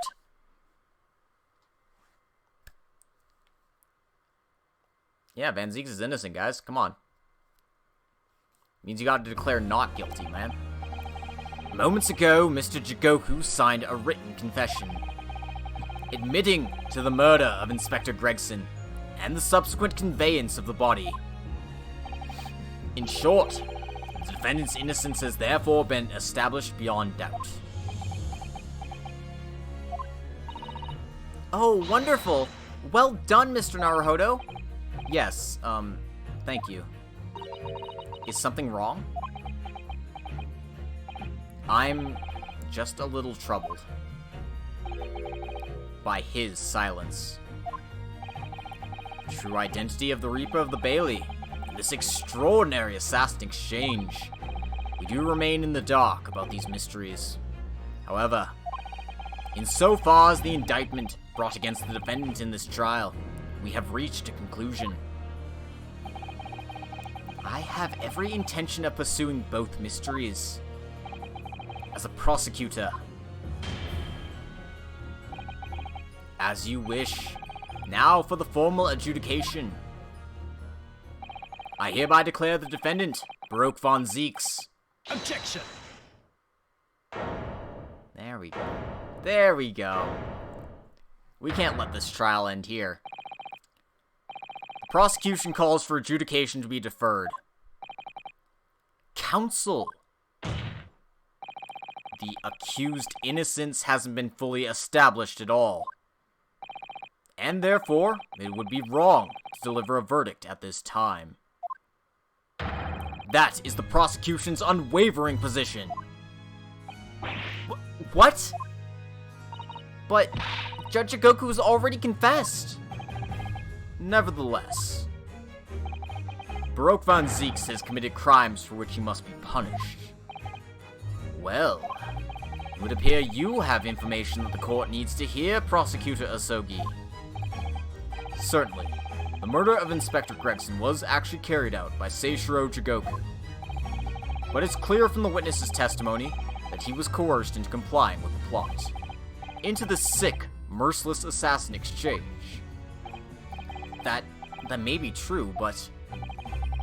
So, what I want to know is, who coerced Jigoku? Who was pulling the strings? The victim went to the victim went to France, having been ordered on a mission for the Reaper, only to be murdered. In other words, the mastermind behind the assassin exchange is someone in a position to give such an order. As we've already established, the Reaper himself. Well, certainly that would appear to follow. The prosecution hereby formally accuses the man in the dock, Baroque von Zieks, of being the Reaper of the Bailey, and furthermore, I'm going to prove his guilt beyond all reasonable doubt. What? Also, they fixed the witness stand. Order! Order! Order! The Reaper of the Bailey is a long-standing mystery counsel. Are you suggesting you have some new information with which to build a case? Scotland Yard has already investigated Lord Van Zieks very thoroughly in that regard, and they found no evidence whatsoever to substantiate the claim that he is the Reaper. Perhaps, but circumstances have now changed. What do you mean? It's already been established that the assassin exchange was negotiated with Jigoku by the Reaper himself, which means we now have a new line of questioning by which to identify definitively the man's identity. That is the prosecution's intention here. I must say I'm surprised by quite how tenaciously you appear to want to besmirch my name. You are guilty of an unforgivable crime, Lord Van Zieks. And I will bring you to justice for it, whatever it takes. That explains Cosmo's silence before. He'll stop at nothing to finish what Lord Van Zeeks unwittingly started 10 years ago. Very well. Whilst it's extremely irregular, I will, on this occasion, grant the prosecution further opportunity for witness testimony. The defendant will disclose any and all involvement he has had with the Reaper and the Assassin Exchange. I thank you, my lord, for guiding the court so wisely. I hereby declare this court to be in session for a supplementary hearing. Well, shit. We're back at it again.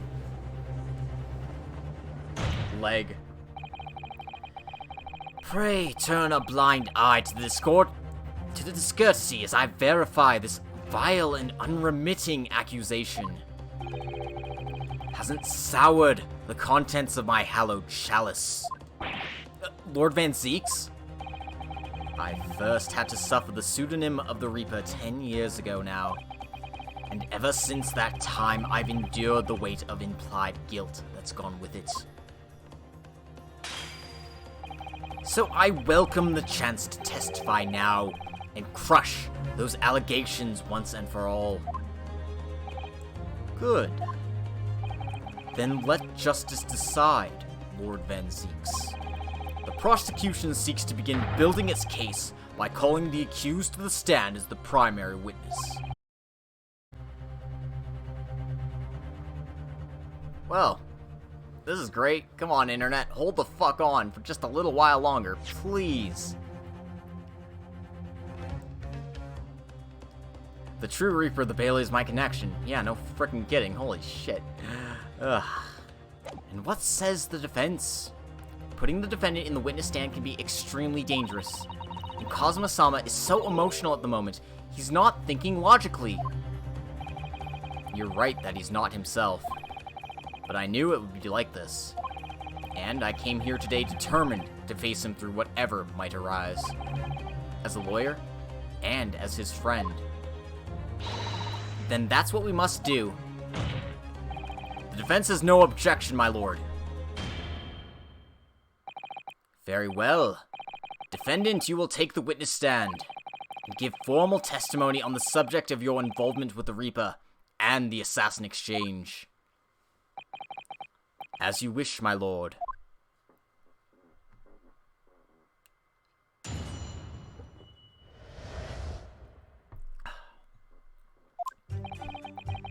I've never taken the life of another, nor have I instructed another to kill. I've been investigating the truth behind the Reaper for years, and I was aware of Gregson's involvement.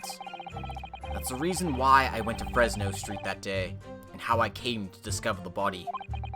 The point is, no common thread exists between myself, Gregson, and Dr. Wilson.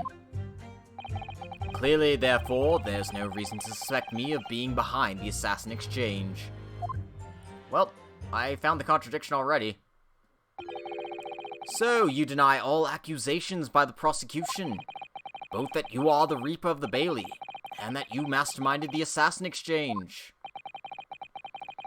I acknowledge that the public at large believe me to be the Reaper. However, that's a fallacy, which I alone am in a position to forswear. Naturally, the prosecution believes the testimony just given by the accused to be untrue. Ryunosuke Naruhodo. Yes? Let me ask you, why are you here? What really brings you to this courtroom? A desire to uncover the truth. Even if the truth proves your client to be guilty? From all my experiences in this courtroom, I've come to realize something. The truth can't be hidden. Sooner or later, it will come out. So it's always my intention to work with my client in pursuit of the truth. I want you to remember what you just said. Enough dilatory chatter! Counsel for the defense, proceed to cross-examine this witness. Yes, my lord. I know exactly what you're thinking, Kazuma. I know you're just waiting to point it out. The contradiction, you're convinced, lies somewhere within this man's testimony.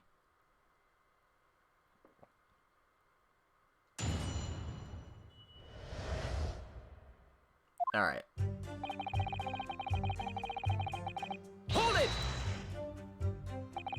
So you're not what the general public refers to as the infamous Reaper of the Bailey. Exactly. Don't imagine for a moment the court will be satisfied with a one-word answer on this. I realize that. If you're intending to comment on every sentence, this could take a while, Kazuma. Didn't you find it disturbing, though, that one by one defendants who had been acquitted after your unsuccessful prosecution were killed? Let me answer that question by posing another. If one by one defendants who had been acquitted after your successful defense were killed, would you find that disturbing? Disturbing? I couldn't possibly say how that would make me feel with a one-word answer like that. Exactly. Well, that told me. But even though I'm not the Reaper, it doesn't mean I ignored all the hearsay.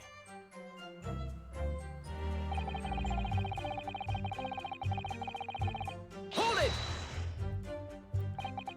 You say for years. How long exactly? Since the very first time the Reaper's influence was felt in this courtroom. 10 years ago now. And your investigations led you somehow to Inspector Gregson, you're saying? I didn't want to believe it. He was a personal acquaintance. We worked on cases together in the past. A friend, even. It felt like a betrayal, but I demanded permission to search his office at the Yard without his knowledge. Which is when you found his secret notebook, is it? It's when I first learnt of the location he noted only as Grouse, and the appointment at 5 PM on the 31st, though I didn't know the significance of those details at the time. So now we're at the nub of the matter. As it turns out, the significance for me personally was very unfortunate. That's the reason why I went to Fresno Street that day, and how I came to discover the body. Hold it! But why did you go to that specific location? I thought that if it was the Reaper's headquarters, then by turning up there at 5 o'clock, I would catch whoever was involved, red-handed. Sadly, all that was awaiting me was the inspector's corpse. Yes, even though it wasn't designed for you, you walked straight into this trap set by Jigoku. Exactly. Jigoku had intended to implicate Hugh Boone, but unhappily for me, I arrived at the scene first. A ridiculously careless blunder. Moved on to just throwing insults around, I see then, Kazuma. Think what you will, it doesn't change the truth. The point is, no common thread exists between myself, Gregson, and Dr. Wilson. Hold it! There is a link between you and Gregson, though. Of course, we were close acquaintances. We'd worked on numerous cases together. I considered the man to be a mentor of sorts. He taught me a number of important lessons. He did? Such as what? Where to buy good fish and chips, and such like. Well, that was convincing. Dr. Wilson was a coroner, of course, but that was some time in the past. And in any case, I understand it was several years ago now that he was invited to work at a Japanese university. That's right. He was a visiting professor at the Imperial Yume University in Tokyo. It should be unambiguously clear, then, that no link exists between myself and him. In other words, I had no motive for sending some assassin across the oceans to kill the man. It sounds plausible enough, and I want to believe it. But something about this just doesn't quite sit right with me. Clearly, therefore, there's no reason to suspect me of being behind the assassin exchange. Certainly as it stands, there's no evidence to suggest that you concocted the scheme. Objection! But as it stands, we have only the accused's insistence of his innocence. Sorry? Perhaps there's some reason that would explain why he masterminded the assassin exchange. And if a reason could be established later in these proceedings, then the accused claimed in this testimony that he wasn't involved would amount to perjury. Well, yes, that's true, but... No more games, Crimson! You will forget that my partner in crime was not Dr. John H. Wilson, but it was in fact Eugen Mikotoba. Now, the game is afoot. Sorry, I had to. Clearly Kazuma-sama intends to identify a reason and use it to make his case. So if we don't identify something first, he'll gain the advantage. This could be dangerous.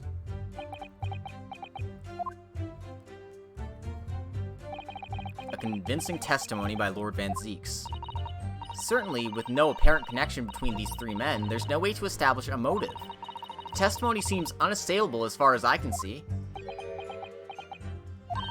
Oh dear me, what a bleak expression. I agree, there doesn't appear to be any particular link between them, at first glance. But with the inclusion of one other person... I must be overthinking it, surely. Another person, Mr. Naruhodo? I need to think back over all the information we've gleaned so far. Alright, and I'll review my notes about the case and all the evidence in the court record. Could it be that Lord Van Zeeks has something to hide after all?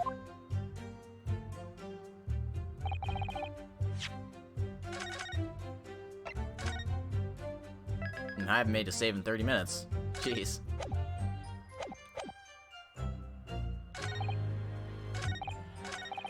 Alright, so, I noticed this contradiction almost immediately, and I knew that we'd have to tie this case in somehow, but... Objection! Here we go. What is this? An autopsy report. Wait. This is 10 years old. From the autopsy of Lord Clint Van Zeeks. What? My brother's autopsy report?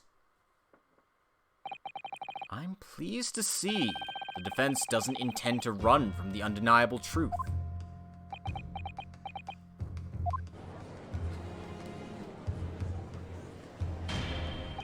Order in court. What reason do you have for presenting a 10-year-old autopsy report here, counsel?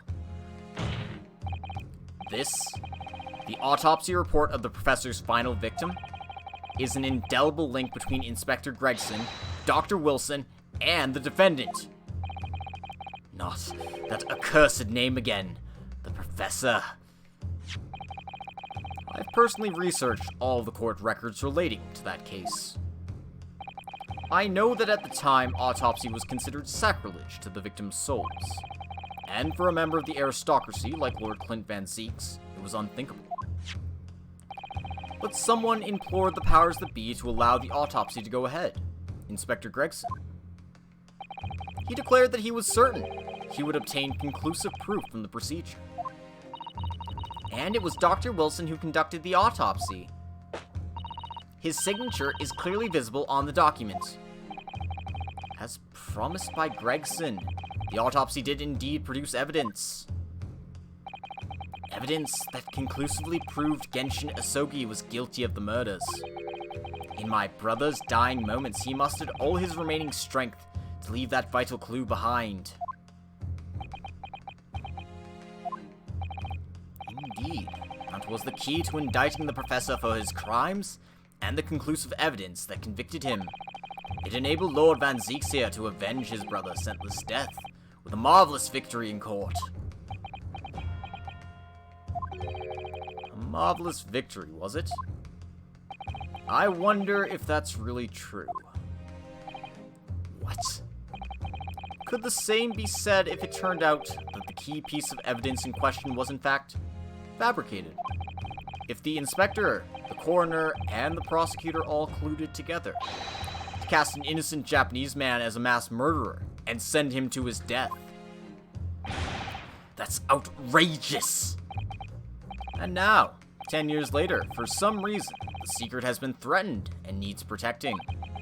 Which is why the inspector and the coroner had to be silenced, isn't it? by someone in power in Japan and in Britain, using the 2 killers recruited for the assassin exchange.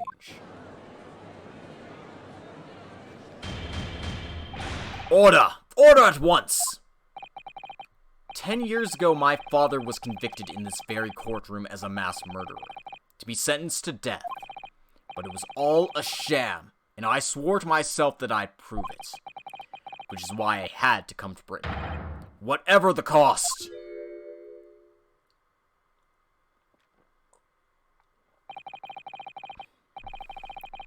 You'll have to forgive me if I feel compelled to toast this vengeful Nipponese's tenacity of purpose here.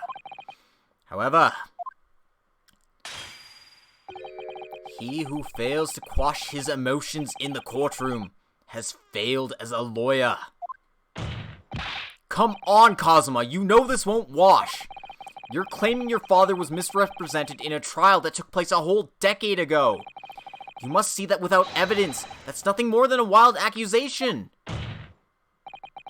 As it happens, I have evidence. What? As the court has heard, I crossed the channel to France with Gregson on the 31st. I went with him on the pretext of being the assassin recruited to kill Seishiro Jigoku. But my true intentions were to make the inspector tell me the truth. What truth? The truth about the evidence, and he acknowledged what I already deduced. There's a closely guarded secret about what went on in that autopsy 10 years ago. What? A secret? I know nothing of any secret. While we waited for my supposed mark in Jigoku's cabin, I drew my clan's illustrious sword Karma before the inspector's eyes. He very quickly understood what my true motive was. Gonna run out of chalices in jail at this rate, bro. No kidding. Right, I see.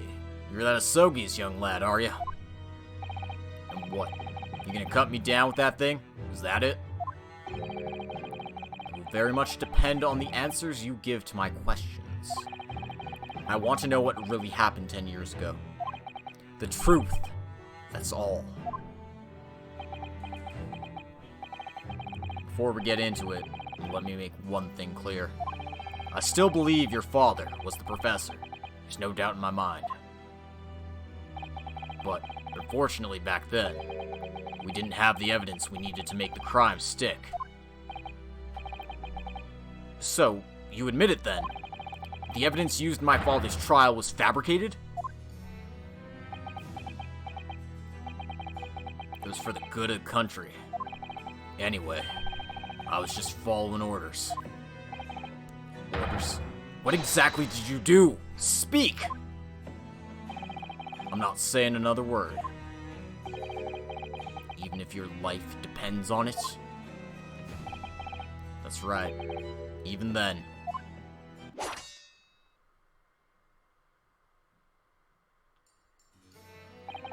So that's when the tip of the sword broke. Oh, Kazuma-sama.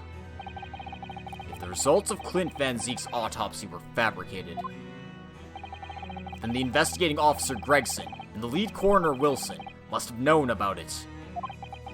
And they can only have been ordered to pervert the course of justice in that way by one man.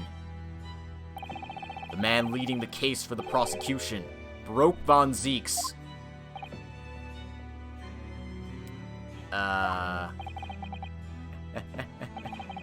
In other words, the defendant did have cause to organize this exchange of assassins. Yeah, but here's the thing. Baroque didn't become the lead of the prosecution until later. The lead on this case was Miles Strongheart. I think this is how we get him. This has to be how we get him, right? Exactly. And as was established earlier, it has to have been the Reaper himself who liaised with Jigoku in Japan to arrange the exchange. So it follows that the Reaper's true identity can only be that of the man who stands accused in this courtroom today, Baroque Von Zeeks.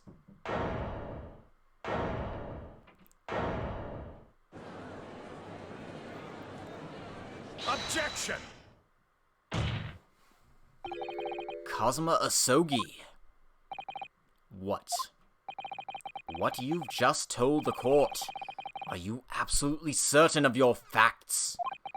Did Gregson really fabricate evidence for that trial 10 years ago? I heard it with my own ears. His shameful admission.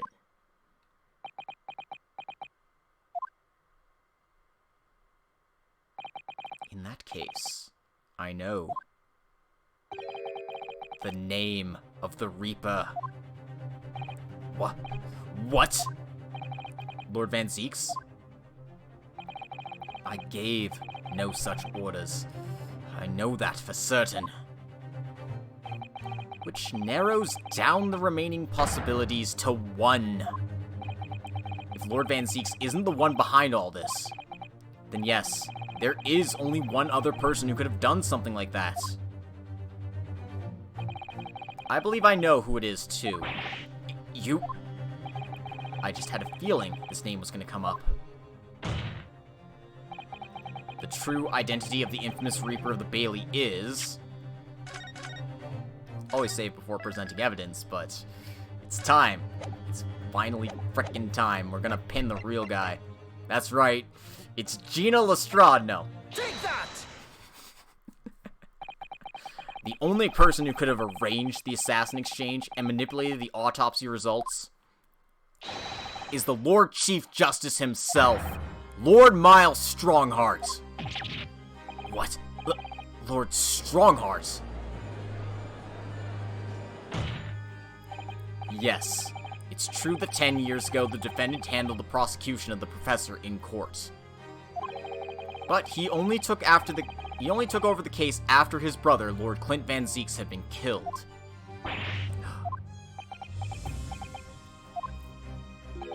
I can only assume that this is the most inappropriate joke in British judicial history. Well, Lord Van Zeeks, 10 years ago, I was very new to my profession, but I had a burning desire to avenge my brother's death, so I pleaded for control of the case. The investigation to that point, supplication of the lords to allow my brother's corpse to be examined, all the evidence I was given, the autopsy reports, it all came from you. I've spent my life since then believing that I was in your debt for the way you stood aside and let me handle the trial. But I see now. I was very much mistaken. It was a hugely influential force that caused the inspector and the coroner to break the law 10 years ago. And that same force was still felt a decade later on the other side of the world by Seishiro Jigoku. Lord Strongheart, everything falls into place when we recognize that you are the Reaper of the Bailey.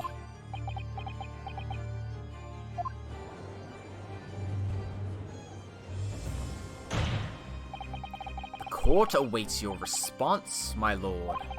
This may very well go down in British judicial history, but I assure you, it is no joke. Consider this a formal accusal by the defense. Doesn't warrant a response. A formal accusal? Don't be absurd.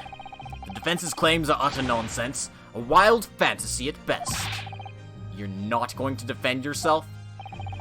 You claim there was some wrongdoing with Lord Clint Van Zeeks' autopsy? That's utterly untrue. Objection!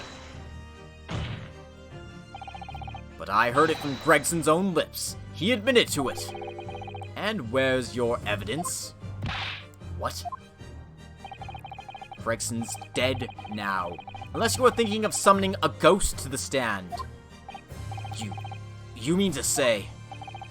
I forget how the system works in your little backwater country. But in the courts of the British Empire, without evidence there is no case.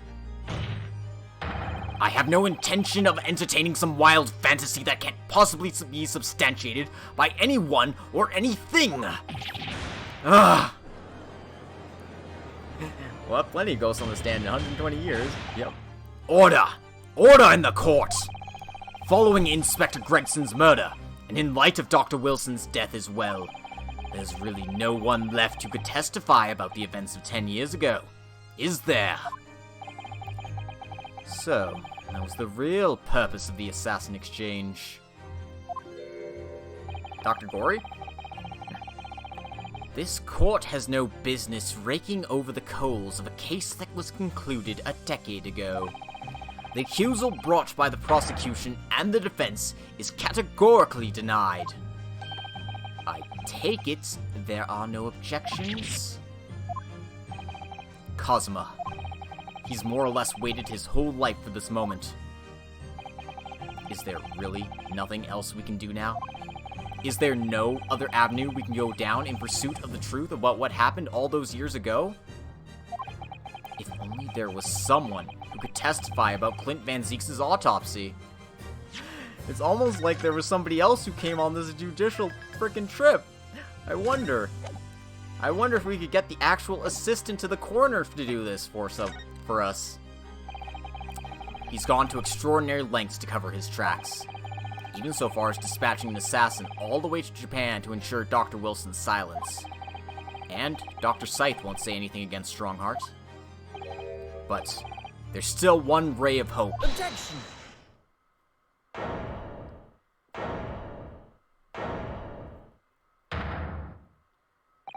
Actually, there is one person.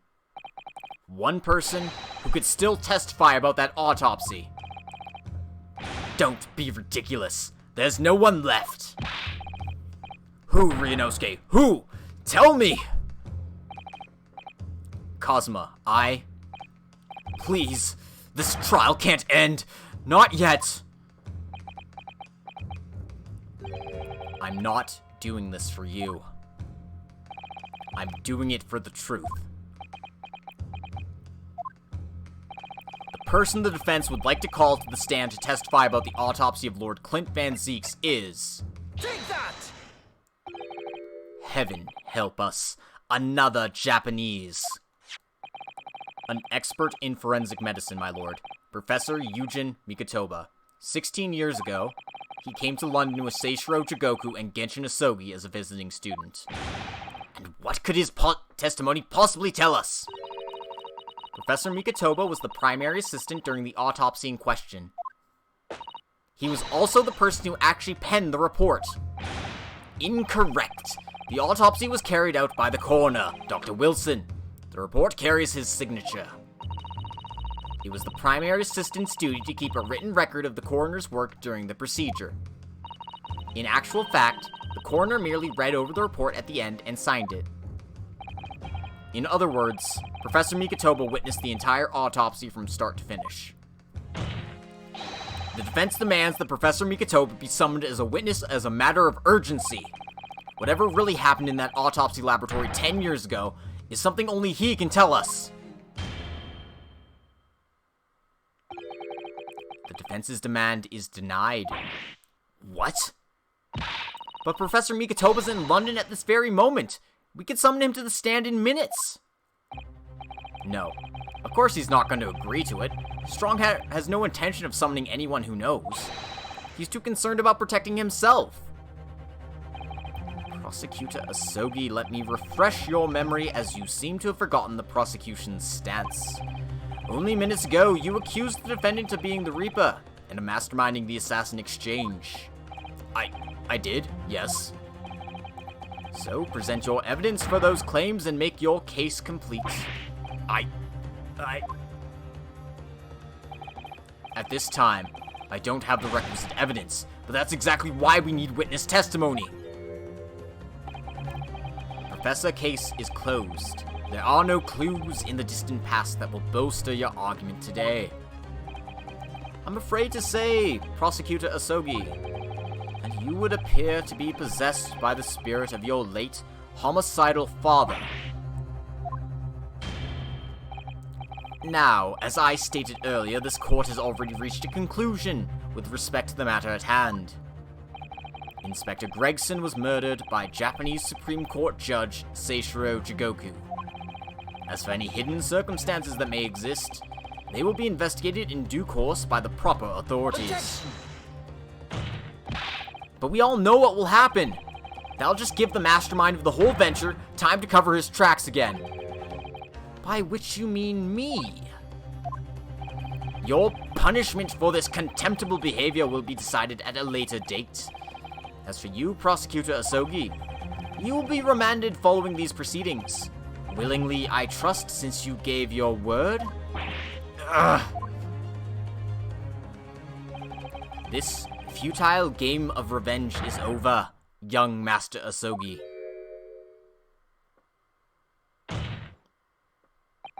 Ugh.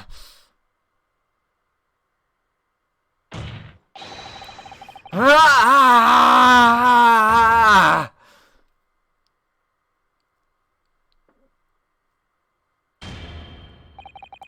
That will be all. I hereby declare this trial to be over.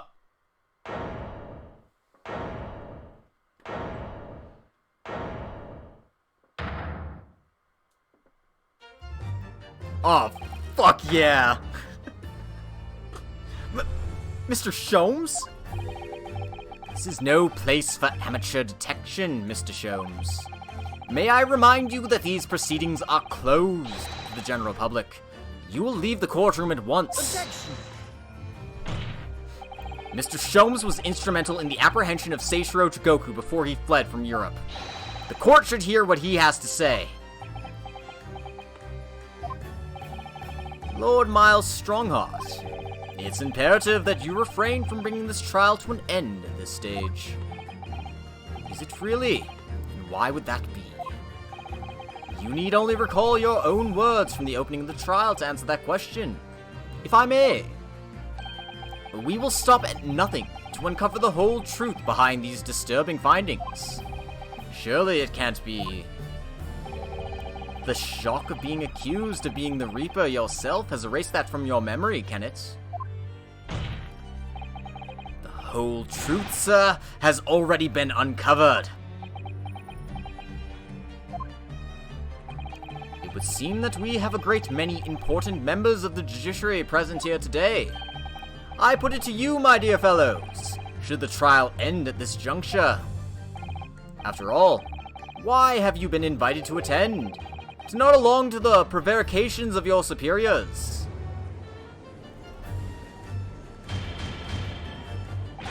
Order! Order in court! It seems to me that we stand before a door that leads to a new era of legal practices. A door that is ajar.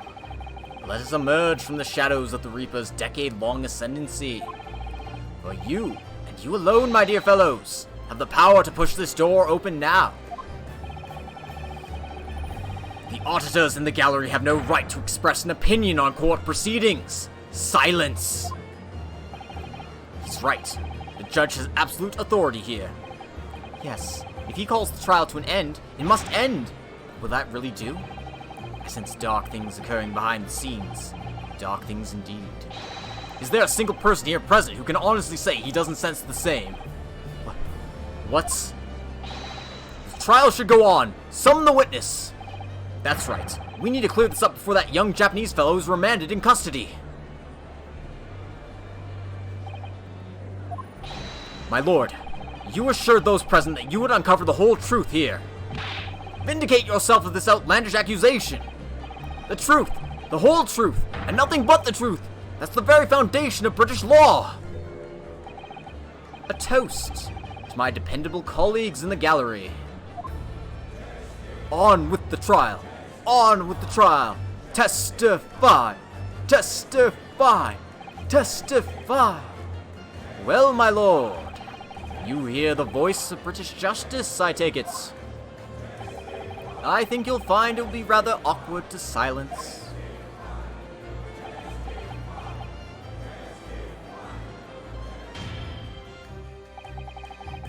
Court will recess briefly. I have no intention of shrinking from these allegations. Bailiff, arrange for the subpoena of the witness at once. As soon as the gentleman arrives at the courthouse, we shall reconvene. A recess won't be necessary, my lord. Pardon. Mikotoba is a close friend of mine. He accompanied me today and is waiting in the antechamber as we speak. I do believe he's been enjoying a little trip down memory lane, in fact. What? Professor Mikotoba's here in the courthouse? Mr. Sholmes, you didn't know this would happen, did you? My dear fellow, no one is in a better position to answer that question than you, surely. I wasn't just asking for the fun of it, you know. God, I fucking love Sholmes. Oh my god, this is so cool. Well, I must thank you for your assistance in this matter, Mr. Sholmes. However, you are of no further use here. Kindly leave the courtroom at once. But of course, in truth, I find myself rather busy now as a result of these developments. Mr. Naruhodo! Yes? I trust you have Iris's little lucky charm with you. Absolutely. It's still in my pocket. She sends her regards, and a reminder. If you find yourself at a dead end, the ear's at your disposal. Just one tug, if you please. Oh, of course. In that case, the trial will continue without delay. Bailiff, show the witness to the stand. So it's Lord Strongheart. He's the Reaper of the Bailey. Where exactly is this trial going to take me, I wonder? Just how deep am I about to be plunged into the blackness of the abyss? Well, I'm ready. I'm ready to head into the heart of this maelstrom and confront whatever horrors it tries to drown me under.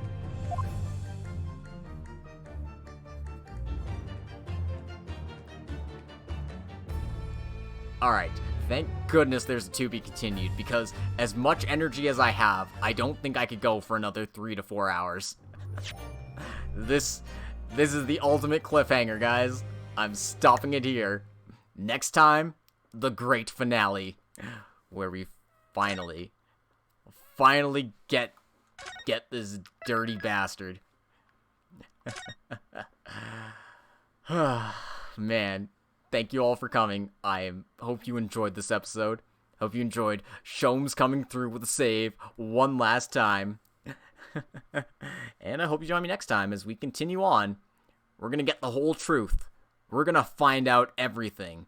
What the cover-up was, what's really going on, absolutely everything. Please be this week, damn it.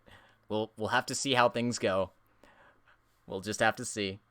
But until next time, thank you all for coming. If you want to help support the channel, like, comment, subscribe, follow me on Patreon, Twitch, whatever. Do the stuff. Do the stuff. Okay, bye.